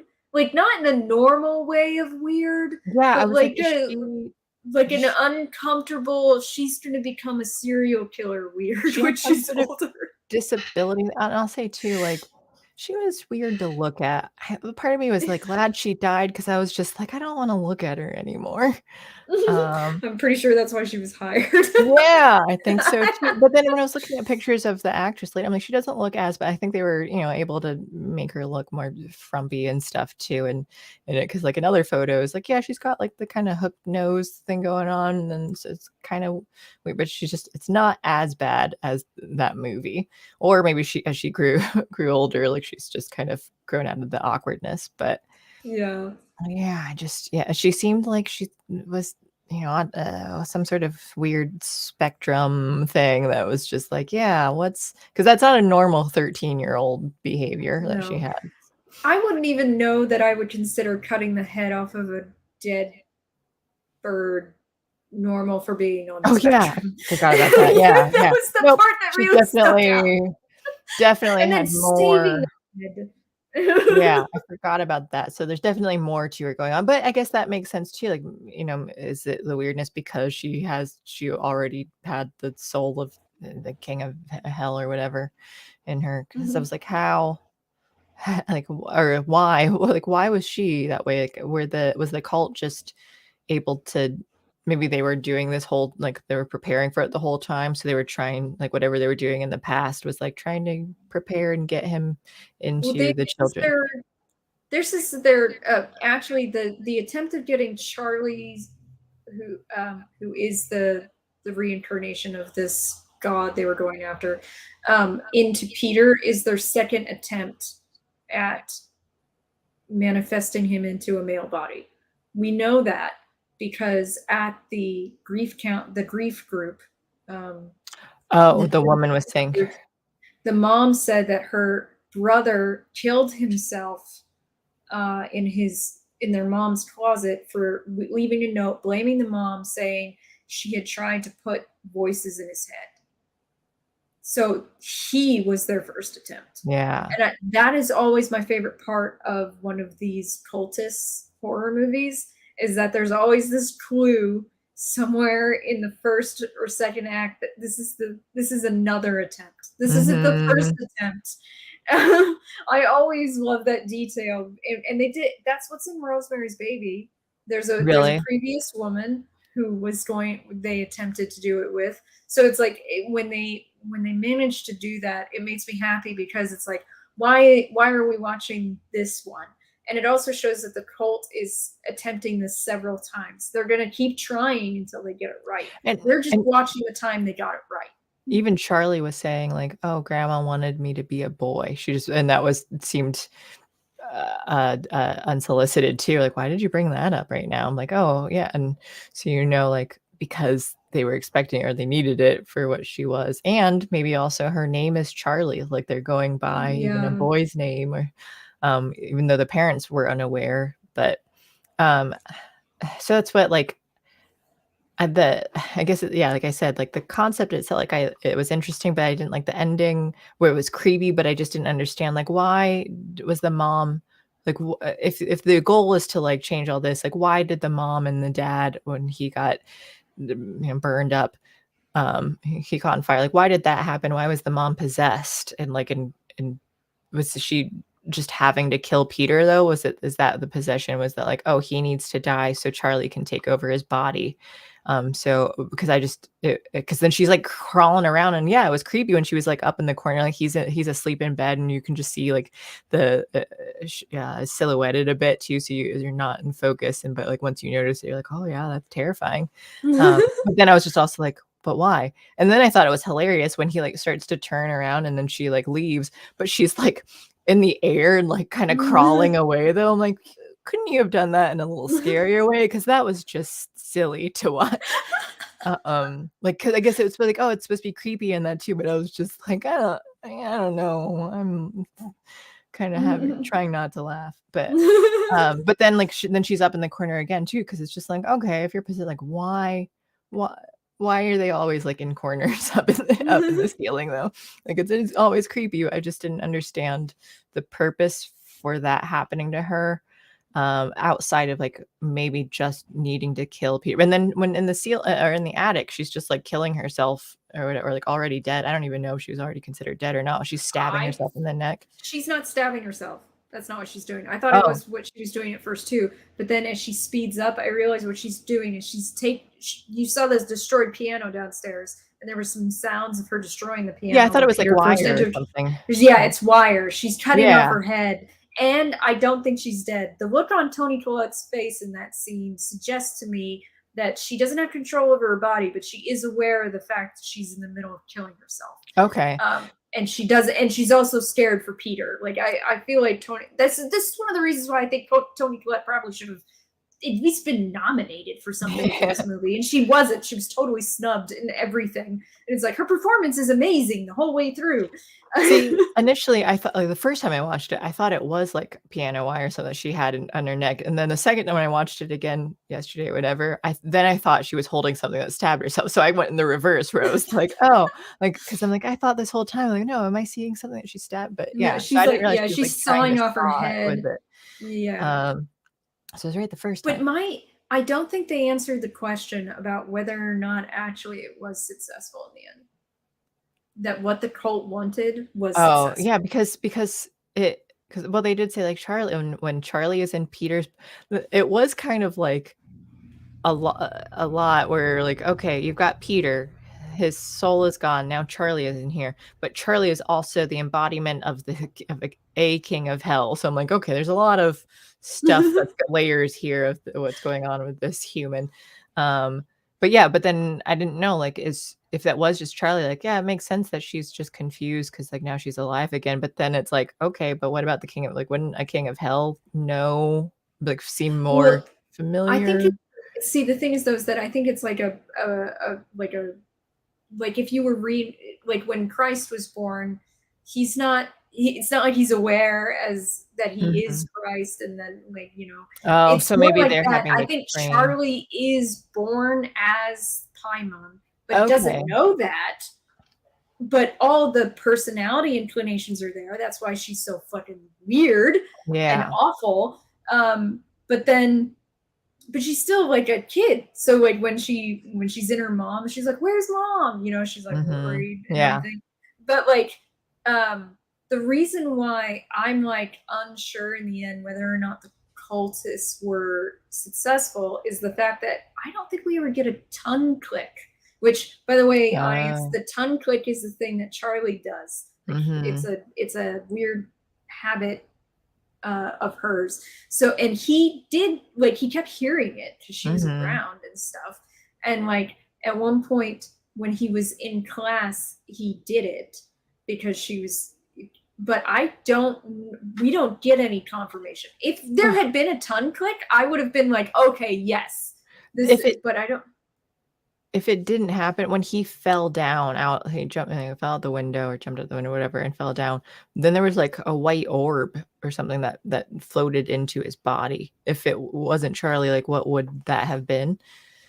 See, I'm not sure about that. Like, I'm not sure how that all works because sometimes Charlie saw that flash of light when she was alive. So I don't know what that flash of light actually signifies. I wouldn't actually, like, as much as I love this movie, I wouldn't give it a 10 out of 10. Like, honestly, because there are some parts of it that, like, I'm not sure that Ari Aster knew all the rules he wanted to set up. Yeah. So that's my own, like, that's my biggest problem with it is, and I'm okay with not knowing in the end whether or not he's still Peter or if Charlie is taking over his body. I'm okay with that. Ambiguity that works for me because the face could go either way on that. His performance could go either way. I'm not sure. Why would Peter end up going into, you think, like, if he stands back up and it is Peter, why would he decide to go up into like the whole disposition, like whoever it is in there changed, though? He wasn't afraid anymore. He seemed like kind of confused, but he's just like, I'm watching my undead mother float up into the treehouse, and then I'm following in there too, as if. My thought was, like, if Peter was going to go up there, was at that point his morbid curiosity. He just saw his mother saw her head off, and like weird shit's going on. Like he has nothing at this point. He knows his dad is dead. Might as well know the answers to things. Like that's the only thing you have left is to know what's going on. Why this is happening at all, and like his face in the end is not clear if that is fear or confusion. It is. I think it teeters quite perfectly to lend itself to ambiguity. Yeah. Okay.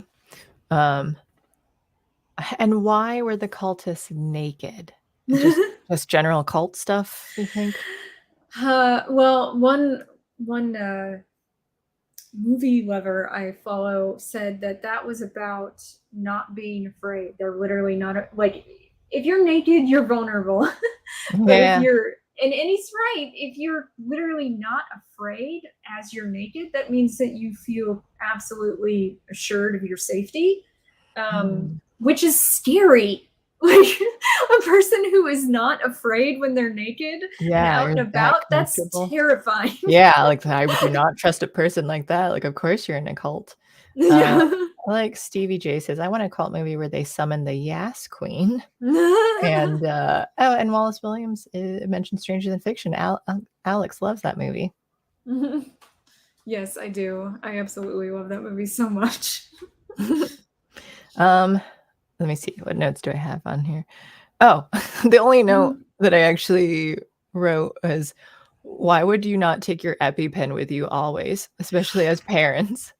I was like, that house is huge. They can clearly afford to get her an EpiPen. I do not understand why she doesn't have one.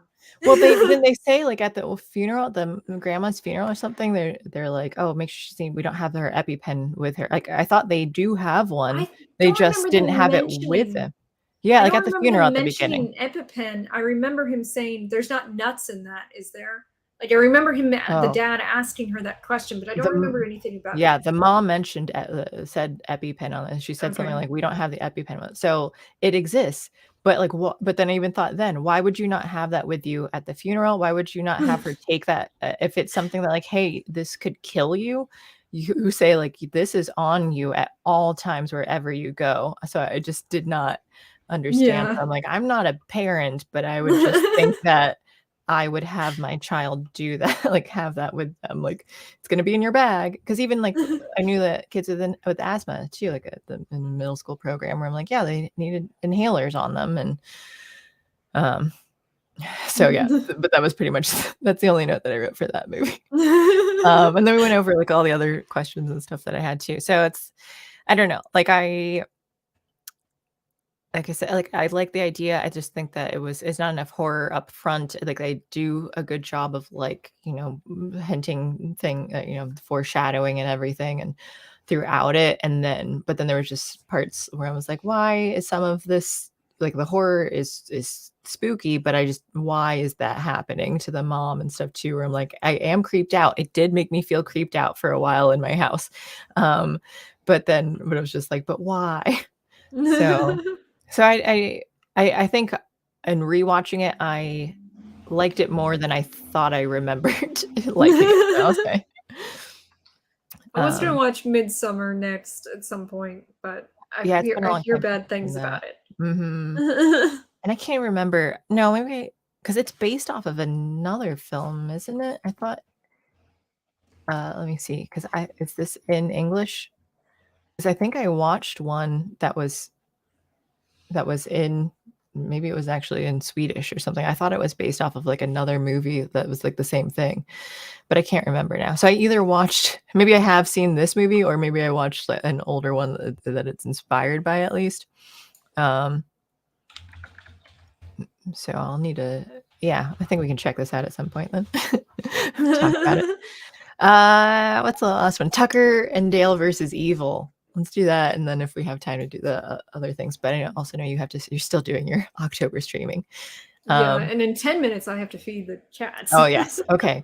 Well, I mean, if people have not seen Tucker and Dale versus Evil, definitely I nominate that over everything else that we Oh, talked hell about. yeah. Like, that one is just so hilarious that it's been a long time since I've seen it, but it cracked me up though too. There were parts, my boyfriend was like napping too, but I think he said like I woke him up because I was just like cracking up at certain parts. Like so you've got Tyler, I don't know how it's pronounced, Labine, and Alan. Levine, probably. That's what I figured, it's Labine. And Alan Tudyk, which I did not remember. I have no recollection that it was Alan Tudyk, because when I did watch this a decade ago, I didn't know who Alan Tudyk was at the time.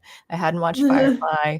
I didn't realize like his voice acting skills and stuff too, and a lot of like he's great. So I do love him now. And so when I saw that he was in it, I was like, holy crap! I love Tyler Labine because he was in the series Reaper and Deadbeat, and so they're like different things that probably other people didn't watch, but I loved. So I've always liked him. But it's just so funny because like the things that crack me up, they're just it has the cliche, the scenes of like, oh, the college kids are going out to whatever in the woods to party and stuff too during their Thanksgiving break or whenever it was during their break. I watched a bunch of horror movies in the last few days, so now I'm mixing up which break is which. I think Thanksgiving was the one that was on Thanksgiving break. That's so whatever break these kids are doing, and then they stop at a gas station or whatever, and then you have like Alan Tudyk and Tyler Labine's characters, and they're like the creepy hillbillies that are just like staring at them, and Tyler Labine's like behind, like the girl goes to like grab something off the shelf, and Tyler Labine is just standing behind there and like, oh, and he like runs off. But then so they're really creeped out because they just think like, oh, here's like the horrific hillbillies. They And like then passed each other on the road too. And oh yeah, and they're just like staring in their car. Yeah. But then it jumps to their side of it, and they're like, oh, they're super friendly guys. And you're like, we just got our vacation home that we're gonna fix up, and it's like a crappy rundown cabin. And then Tyler Labine's, I'm mixing up which one's Tucker and Dale. Tucker is Alan Tudyk. Yeah, and Dale's Tyler Labine. And so then Dale is like, I just like he likes the one girl who played Suri in 30 Rock, whatever that actress's name is, but I'm just like, oh yeah, I need to rewatch 30 Rock. I just think of her as Allison.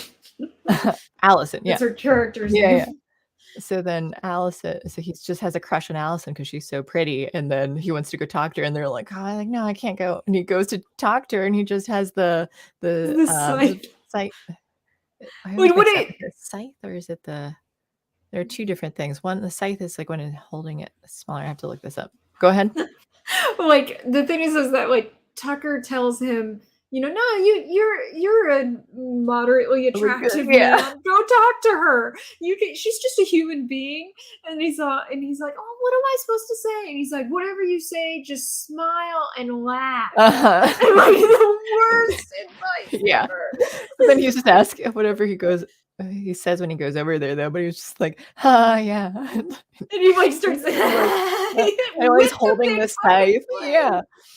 And so then they're all panicking and like, hey, leave us alone, and they run off and then drive off, and so then they go back, like Dale goes back to Tucker and just like, man, like I'm so bad with the ladies, and like they have no idea. And then so it's just like this huge misunderstanding, which was great with Allison. Like, I'm a psychology major. I think communication is like the most important thing, and people just don't communicate well. And then the whole movie is about how they don't communicate. Yeah, and the real inciting incident is when like Tucker and Dale are fishing at night, and the college kids are go skinny dipping, and like Allison is on top of a rock, and they're like peeping on her, and like Tucker is staring. And so Dale thinks it's wrong, and he shouts, Tucker! So she hears that, falls off the rock, hits her head, and is knocked out in the water. And fucking Dale dives in the water, saves her life, gets her in the boat, and then the other college kids finally see that this is happening, and they immediately go, "Oh my god, they've got Allison!" And then they shout, Dale is talking, they're like, "We got your friend!" They're like panic and they run away. We got your friend. They are screaming and running away, and Tucker goes, "Hey, where are you going? We got your friend!" Just ran. So it's just so funny. Like I love it so much. Oh, Sickle. Thank you all. It's like Sickle Scythe. That's what my brain was trying to remember. Sickle is the smaller one, and then Scythe is the long one. But yeah, and then it just continues on, because then the kids end up trying to save her because they think they need to, and then they end up accidentally killing themselves all over the place. So Tucker and Dale are freaking out because they're like, why are they like, the kid just jumped into my wood chipper, like why are they, this must be a suicide pact. Like, I love that scene when the guy jumps in the wood chipper because Tucker grabs his legs and is trying to pull him out, and then when the wood chipper finally shuts off, he goes, "You okay?" Yeah. But it's like he's covered in blood. When his because he's just grabbing his wood and he turns around and I was like imagining myself there too on lunch, and I'm like, holy, you're like, why did someone's body in there? So because he turned away to grab the wood to throw in there, and this fucking kid just dives head first into the wood chipper. So they were so scared because they're just like, why is this happening? Like, why is everyone killing themselves on my property? So then Dale's like, oh, they need to call the cops. Like, and tell them what?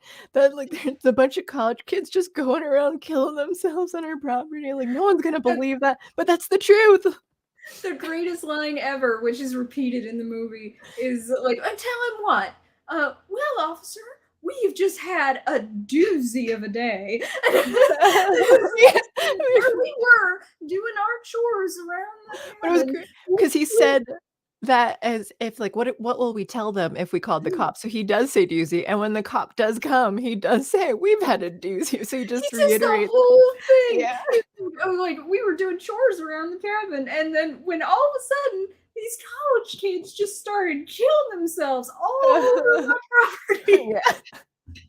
And that's just so funny because says it as a like concept of how that doesn't make any sense. Why would a cop believe that? And then literally says it to the cop when he shows up. Oh my god! And I love it because it's all true though, and like you feel bad for them. Like, yeah, they are killing themselves all over. I love when the one kid has a gun and Oh yeah. and Tucker's Dale, he's like gonna shoot them, and then like he can't because it's got a safety on, and Dale literally tells him he has to take the safety off. So then he's like doing this, trying to he do it. faces it to himself, and Tucker's like, "Don't do," and then he shoots himself in the head. Never do that. Never point it. Oh, I have my gun. No. I have a gun. I've got like 3 guns in here right now, but I have the one revolver that's right here. I don't know. It's got the rainbow barrel, the cylinder. I've seen that one. But like Tucker, like after the kid shoots himself, Dale says, "You gotta be more careful." Like he's dead. And Tucker like looks at him like, "You idiot! You gotta take the safety off." Yeah, like, don't why tell did him you tell him that? It's yeah. The whole thing is so great, and we spoiled like I mean, there's plenty more good stuff though too, but like those are all the great parts. And then in the end too, where like the one college kid, he just ends up being the crazy psycho who's like trying to kill them, and he was the son of previous hillbilly. And like, you're part hillbilly, you're half hillbilly. I think they say you're half hillbilly. Yeah. No, it's not true.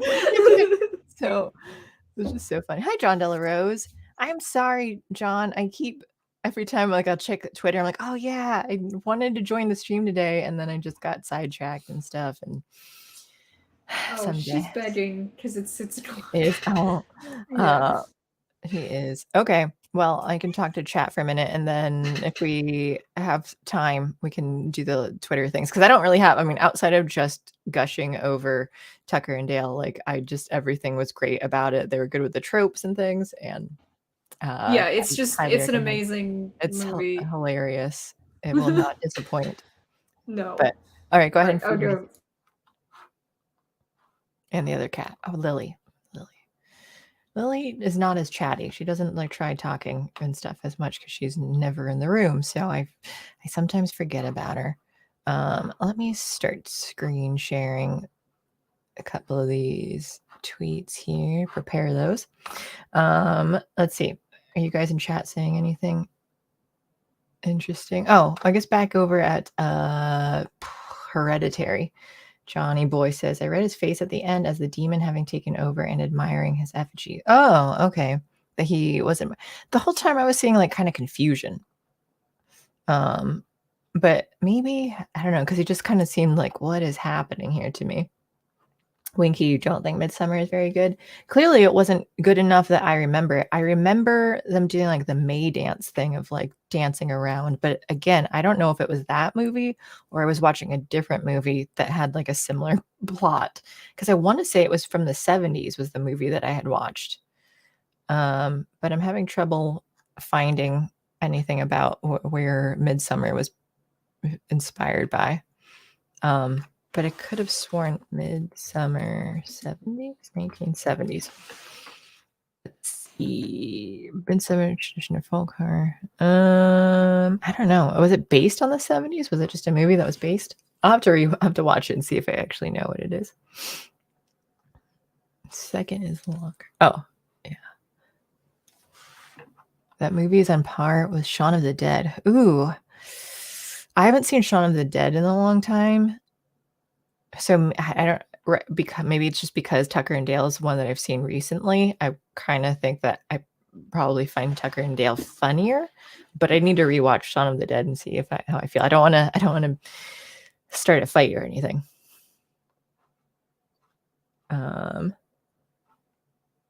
Let's get a tune. Could you spin the barrel and get a tune from it? That would be awesome. It does not have a tune though. Alex looks blue like an avatar.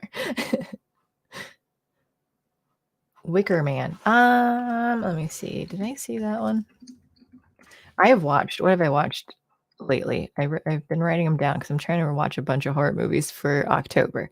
I've watched Trick, Lights Out. If you haven't seen Lights Out, it's on Hulu. That one's a good one. I actually liked Lights Out. I think I hear Alex back. Yes. Wicker Man. Oh wait, was Wicker Man the old movie? Is that what I was looking up? And might have There's seen two. 1973. Yes. Okay. Maybe it was Wicker Man that I had seen. So maybe I haven't seen Midsummer. I just remember the dancing from Wicker Man. Yeah, Wallace. Thank you. I think that's what I was thinking of.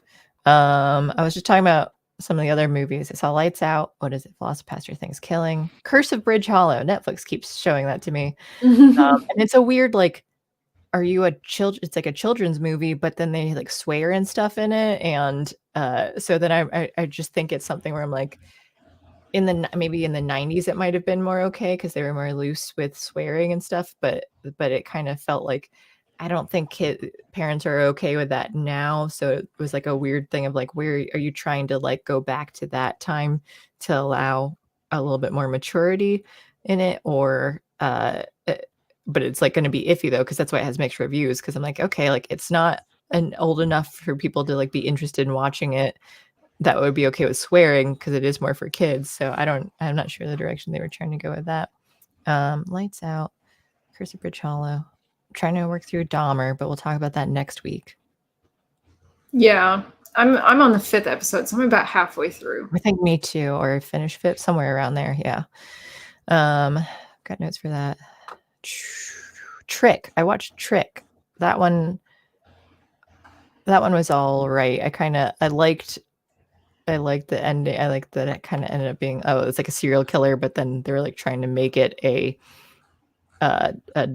thing, like a new boogeyman sort of thing, and it was just people, like multiple people doing, which I saw, like you kind of knew, like I mean, I called like, oh, what was going to happen, but I thought it was interesting.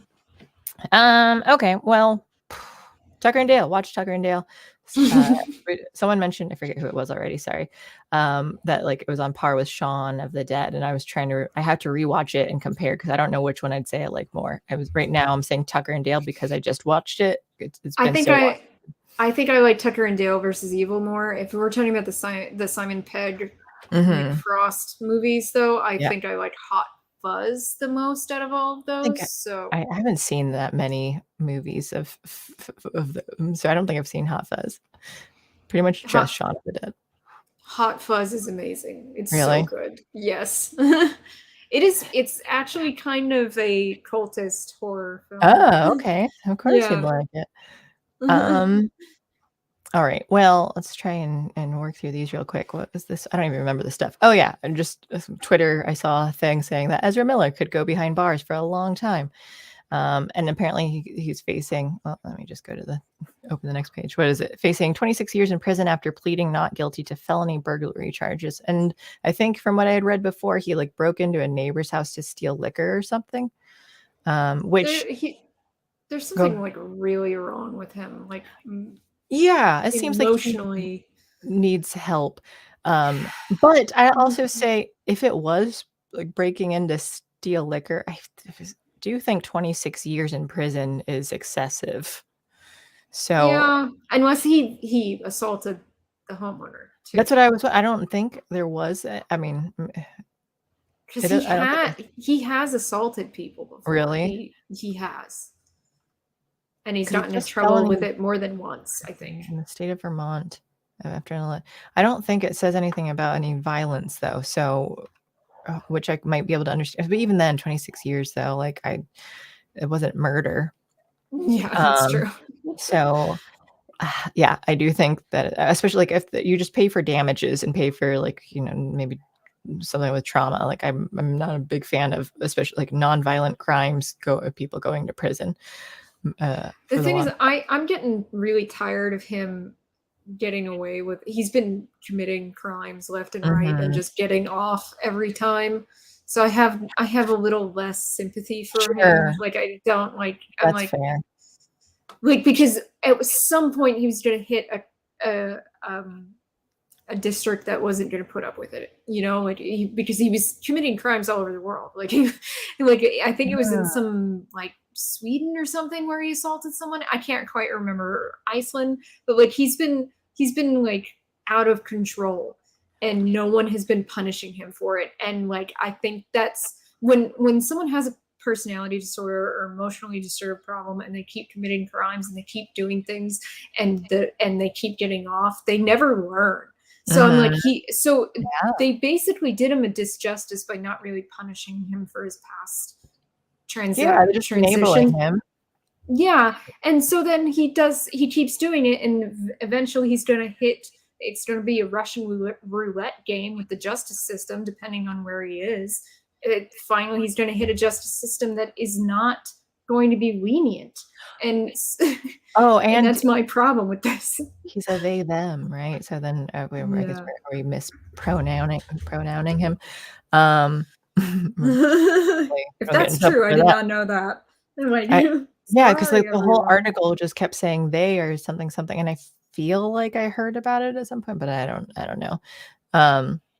And I don't think I've really watched anything with Ezra Miller. Like I forget that he exists too, except for Perks of Being a Wallflower, I think is the only thing I've seen him in back in the day.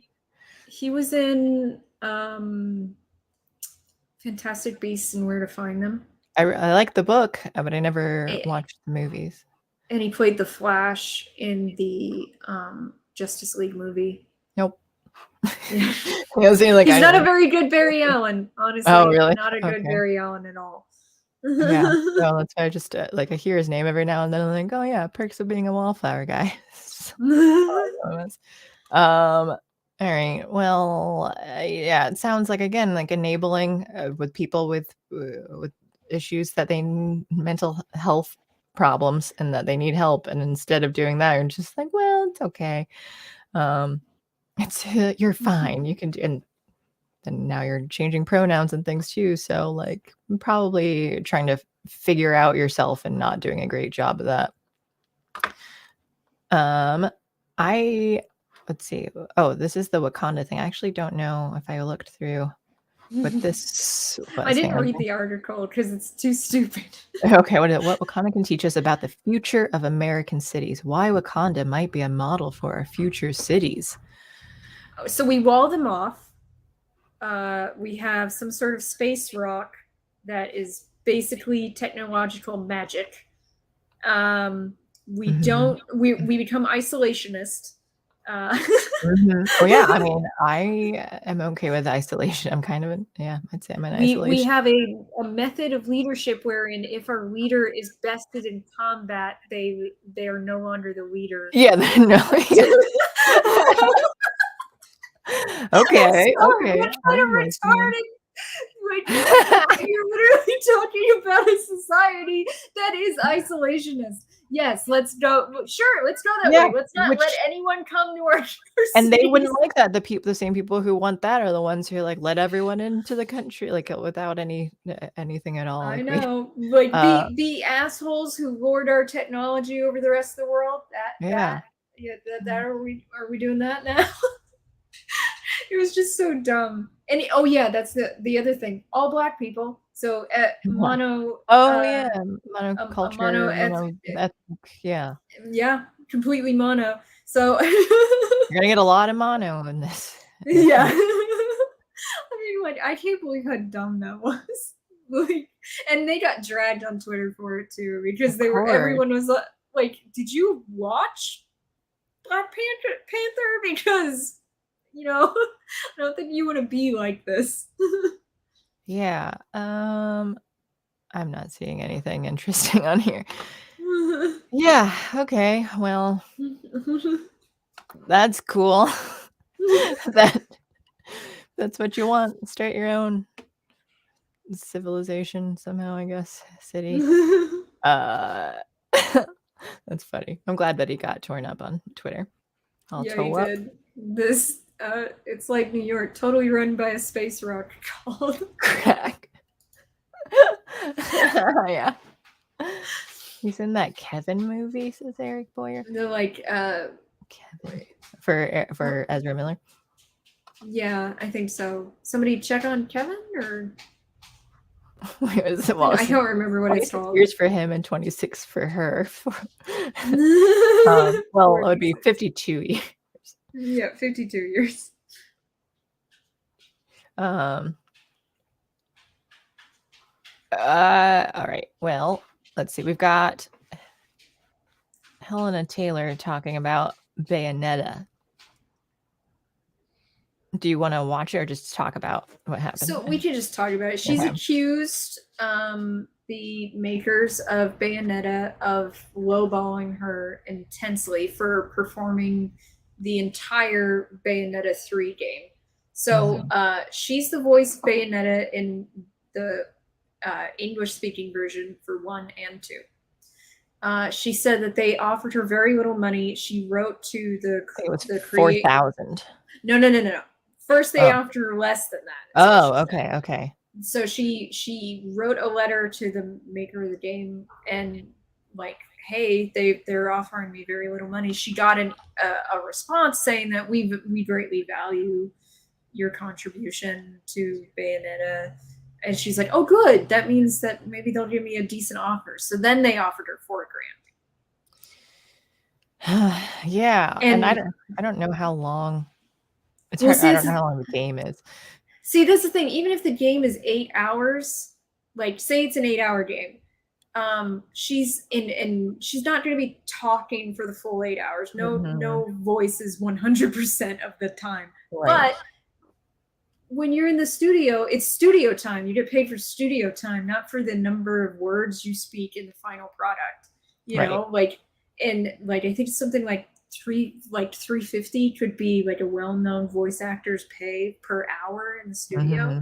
So they lowballed her like intensely, and their voice actors are already not paid enough.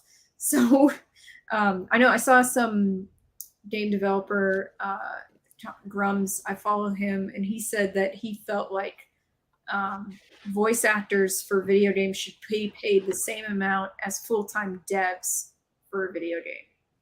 That they should have the same pay for the same product. Because they contribute as much to the feel of the product on the same level.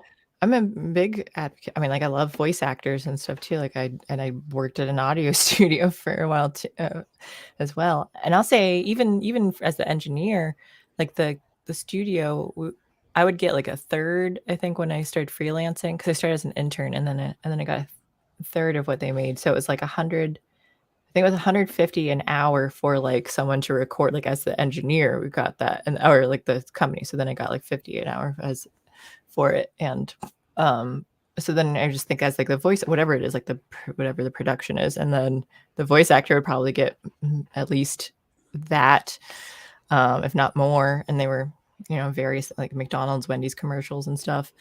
I'm just trying to think of like comparing, and then like audiobooks, for well-known games.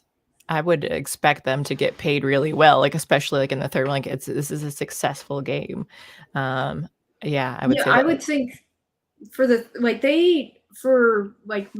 one of the Metal Gear games. The Metal Gear games were voiced by David Hayter almost entirely as Solid Snake, and then for the last one that like was really Hideo Kojima.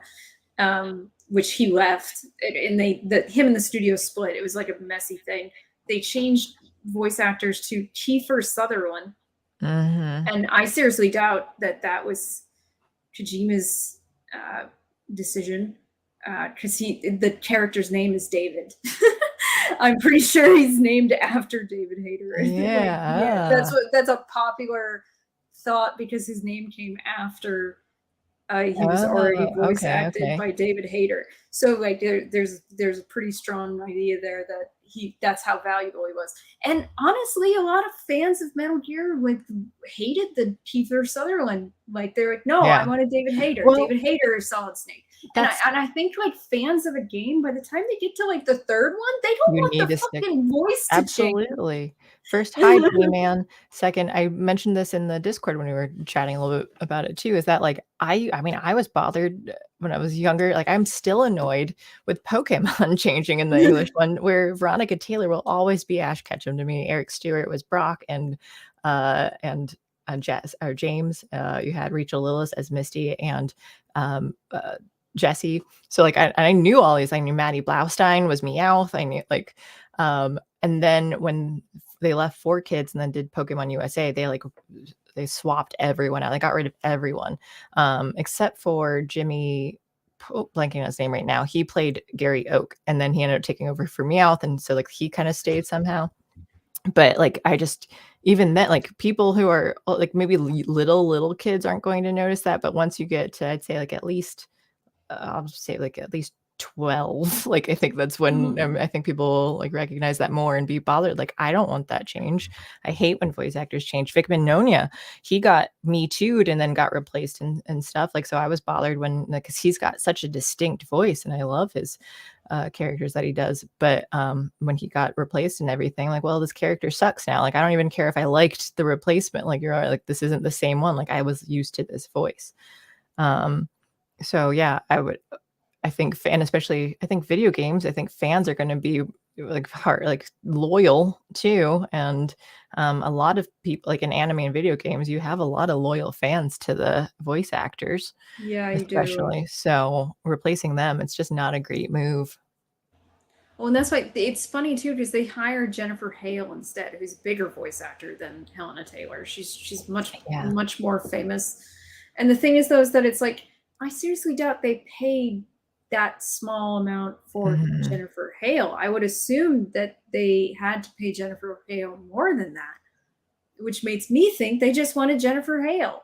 Like, yeah, and that's what you said, that like they were trying to get her to like okay, maybe there was a contract and like they couldn't get rid of the original voice actress. I can't already forget her name, Helena Taylor.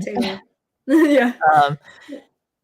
And then it's not just that, like it's also the fact that like so they also lied, or she claims they lied and said that they didn't hire her for the third one because they couldn't make her schedule fit.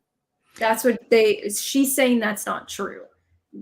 So it's kind of like this is like, I'm not going to say 100% that I believe her. I mean, like I'm inclined to, because a lot of companies are pretty shitty.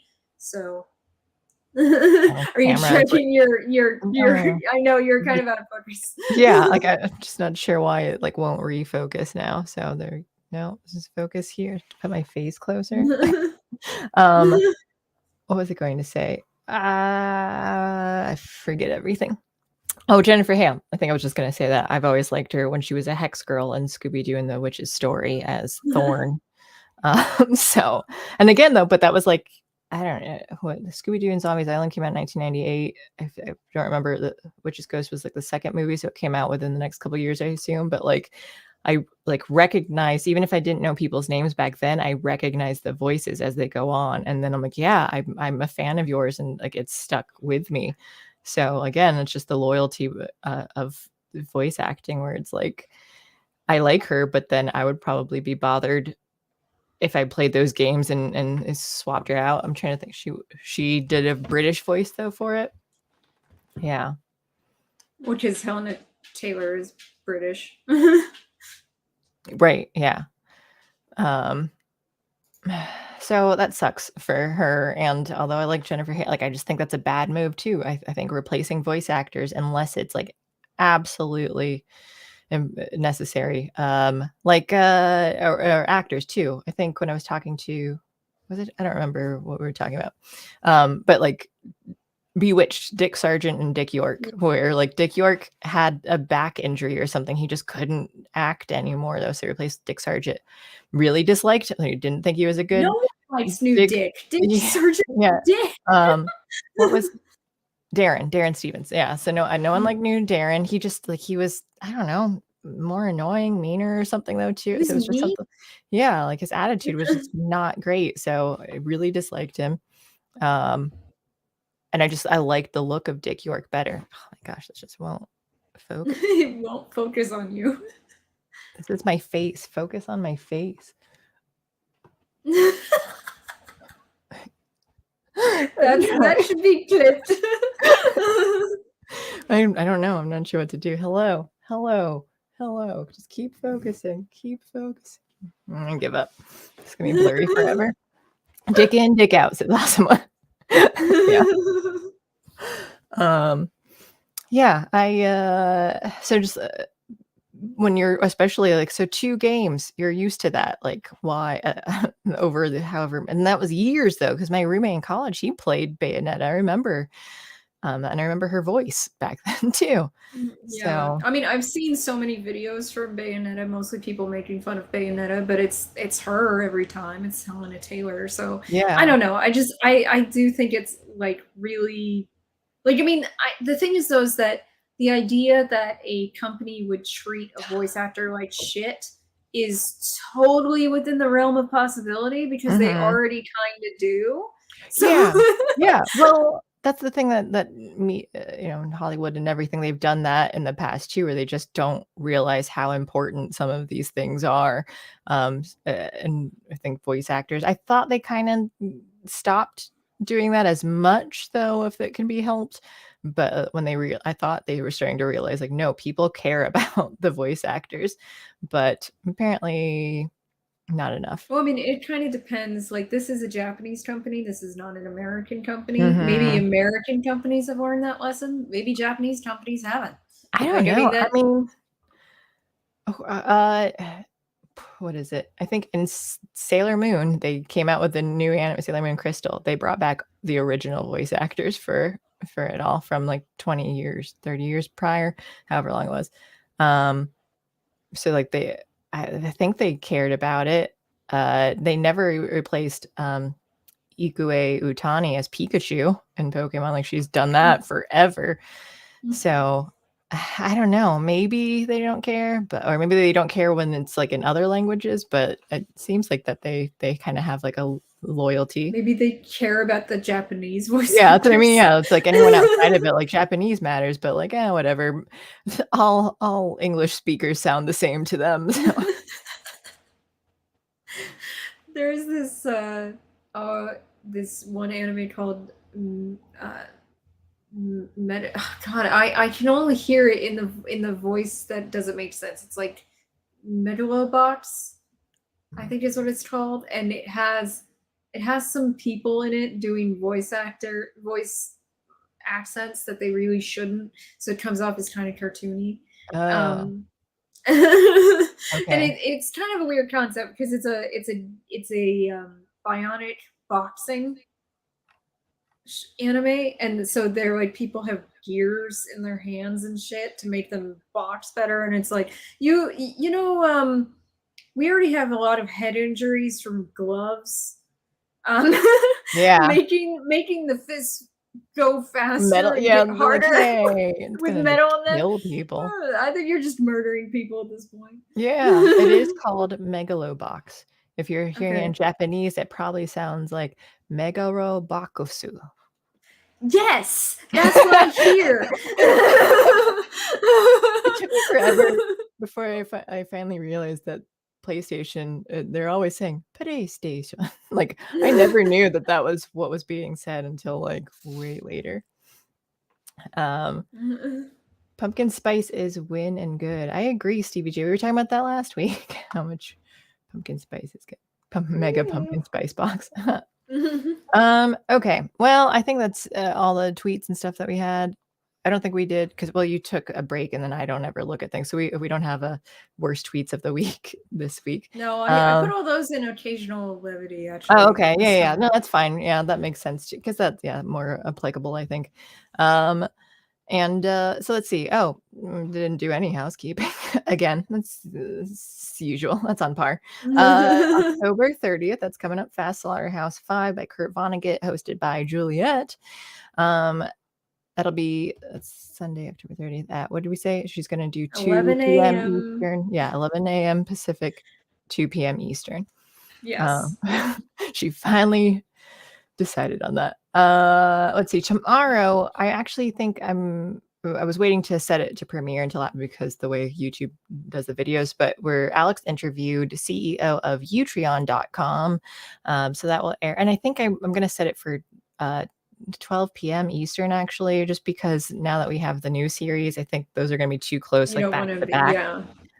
So I think it just seems, yeah. So to kind of match up with like Rebel Civics at noon Eastern, then so I don't know, I'll try it and see. And then I still need to like render stuff and upload it, but we'll have like an extras thing over on Utreon on our page, Unsafe Space page there, which is for some extra stuff that happened like discussion that happened after the interview, including Beverly. She was yeah, I'll be there too. Let's see, we got that, so that'll be tomorrow.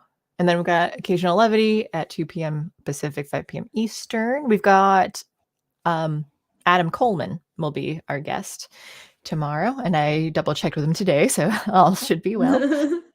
He and I share a birthday. Oh, really? Yeah. Okay. Well, nice. And I don't know if Juliet, I'll say, like, I know Juliet's birthday is in the near future, but I don't know if she advertises that out, so I'll ask her tomorrow. Well, I mean, I would assume that she has a birthday every year, so yeah. Yeah. Okay, anything else am I missing? I'm gonna do another movie night on Sunday. We've got 2 more Sundays because it's just I'm doing horror movies. So that'll be in the Discord. Well, it'll be in my Discord just so that way a couple other people could join in and watch. Let me see. Let me get a link. I think I have a link. So if anyone wants to watch, it's free to join in, and we're gonna do that probably like 9:30 Eastern-ish. There it is. What else? Anything? And you got another stream? Go to yes. I have Alex's page here too. Yeah, I am streaming tonight. It was hilarious, but on so yesterday what happened was I go to start streaming, after my wait period. I have it up. I've got 1 death left in Resident Evil 2.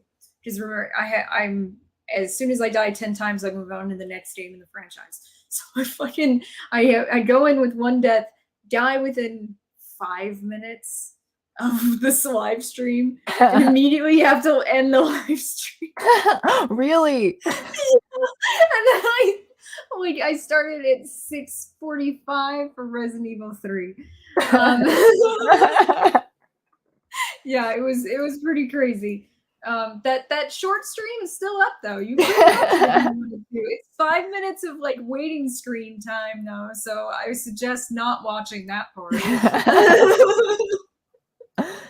All right. And next week, we're gonna do Dahmer. We're gonna do, which I have some opinions on, and what was the Werewolf by Werewolf by Night.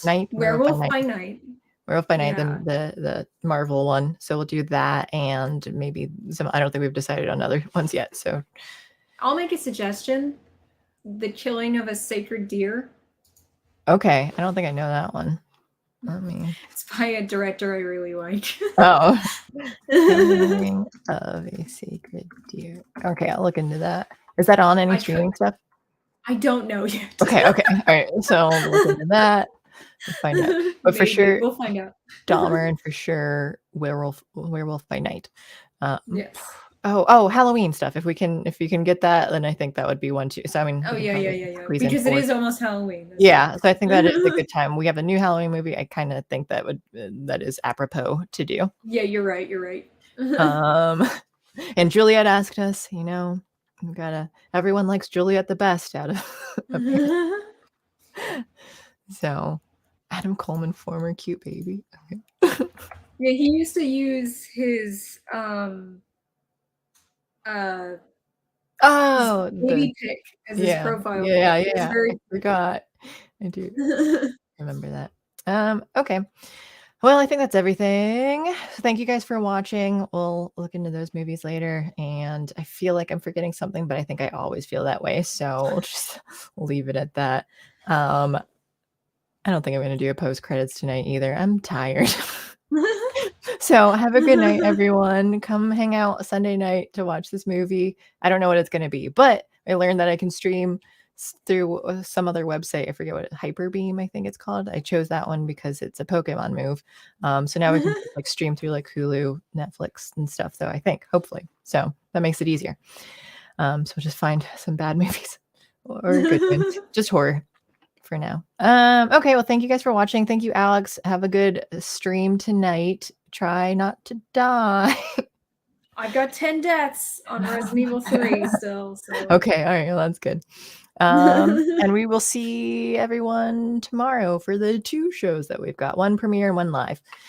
Okay, yes. Good night.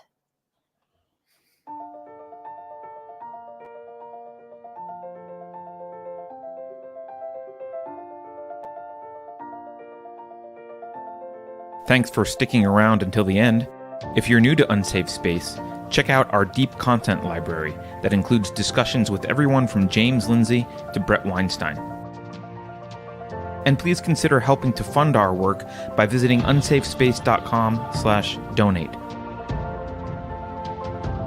You can find us on a variety of social media platforms, and you can find a community of like-minded individuals on our Unsafe Space Discord server, which is open to financial supporters at any level. We hope to see you there. Warning.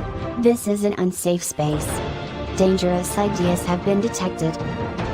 The content of this production is known by the state of California to cause unregulated ideation that may be harmful to bureaucrats. Association with the following individuals or tacos is strictly prohibited. Apropos of nothing, I was just wondering, how would you feel about another pandemic? Your president is in full control of his mental faculties. If you think about it, no one should be allowed to express opinions. But don't. Think about it, I mean. That's not your job. Thinking has been scientifically proven to be less efficient than compliance. Science, scientific, and scientifically are registered trademarks of the World Economic Forum. Unauthorized use is prohibited. Computer voice courtesy. Never mind, that last line is fake news. Please disregard it and return to your safe space immediately. There will be cake.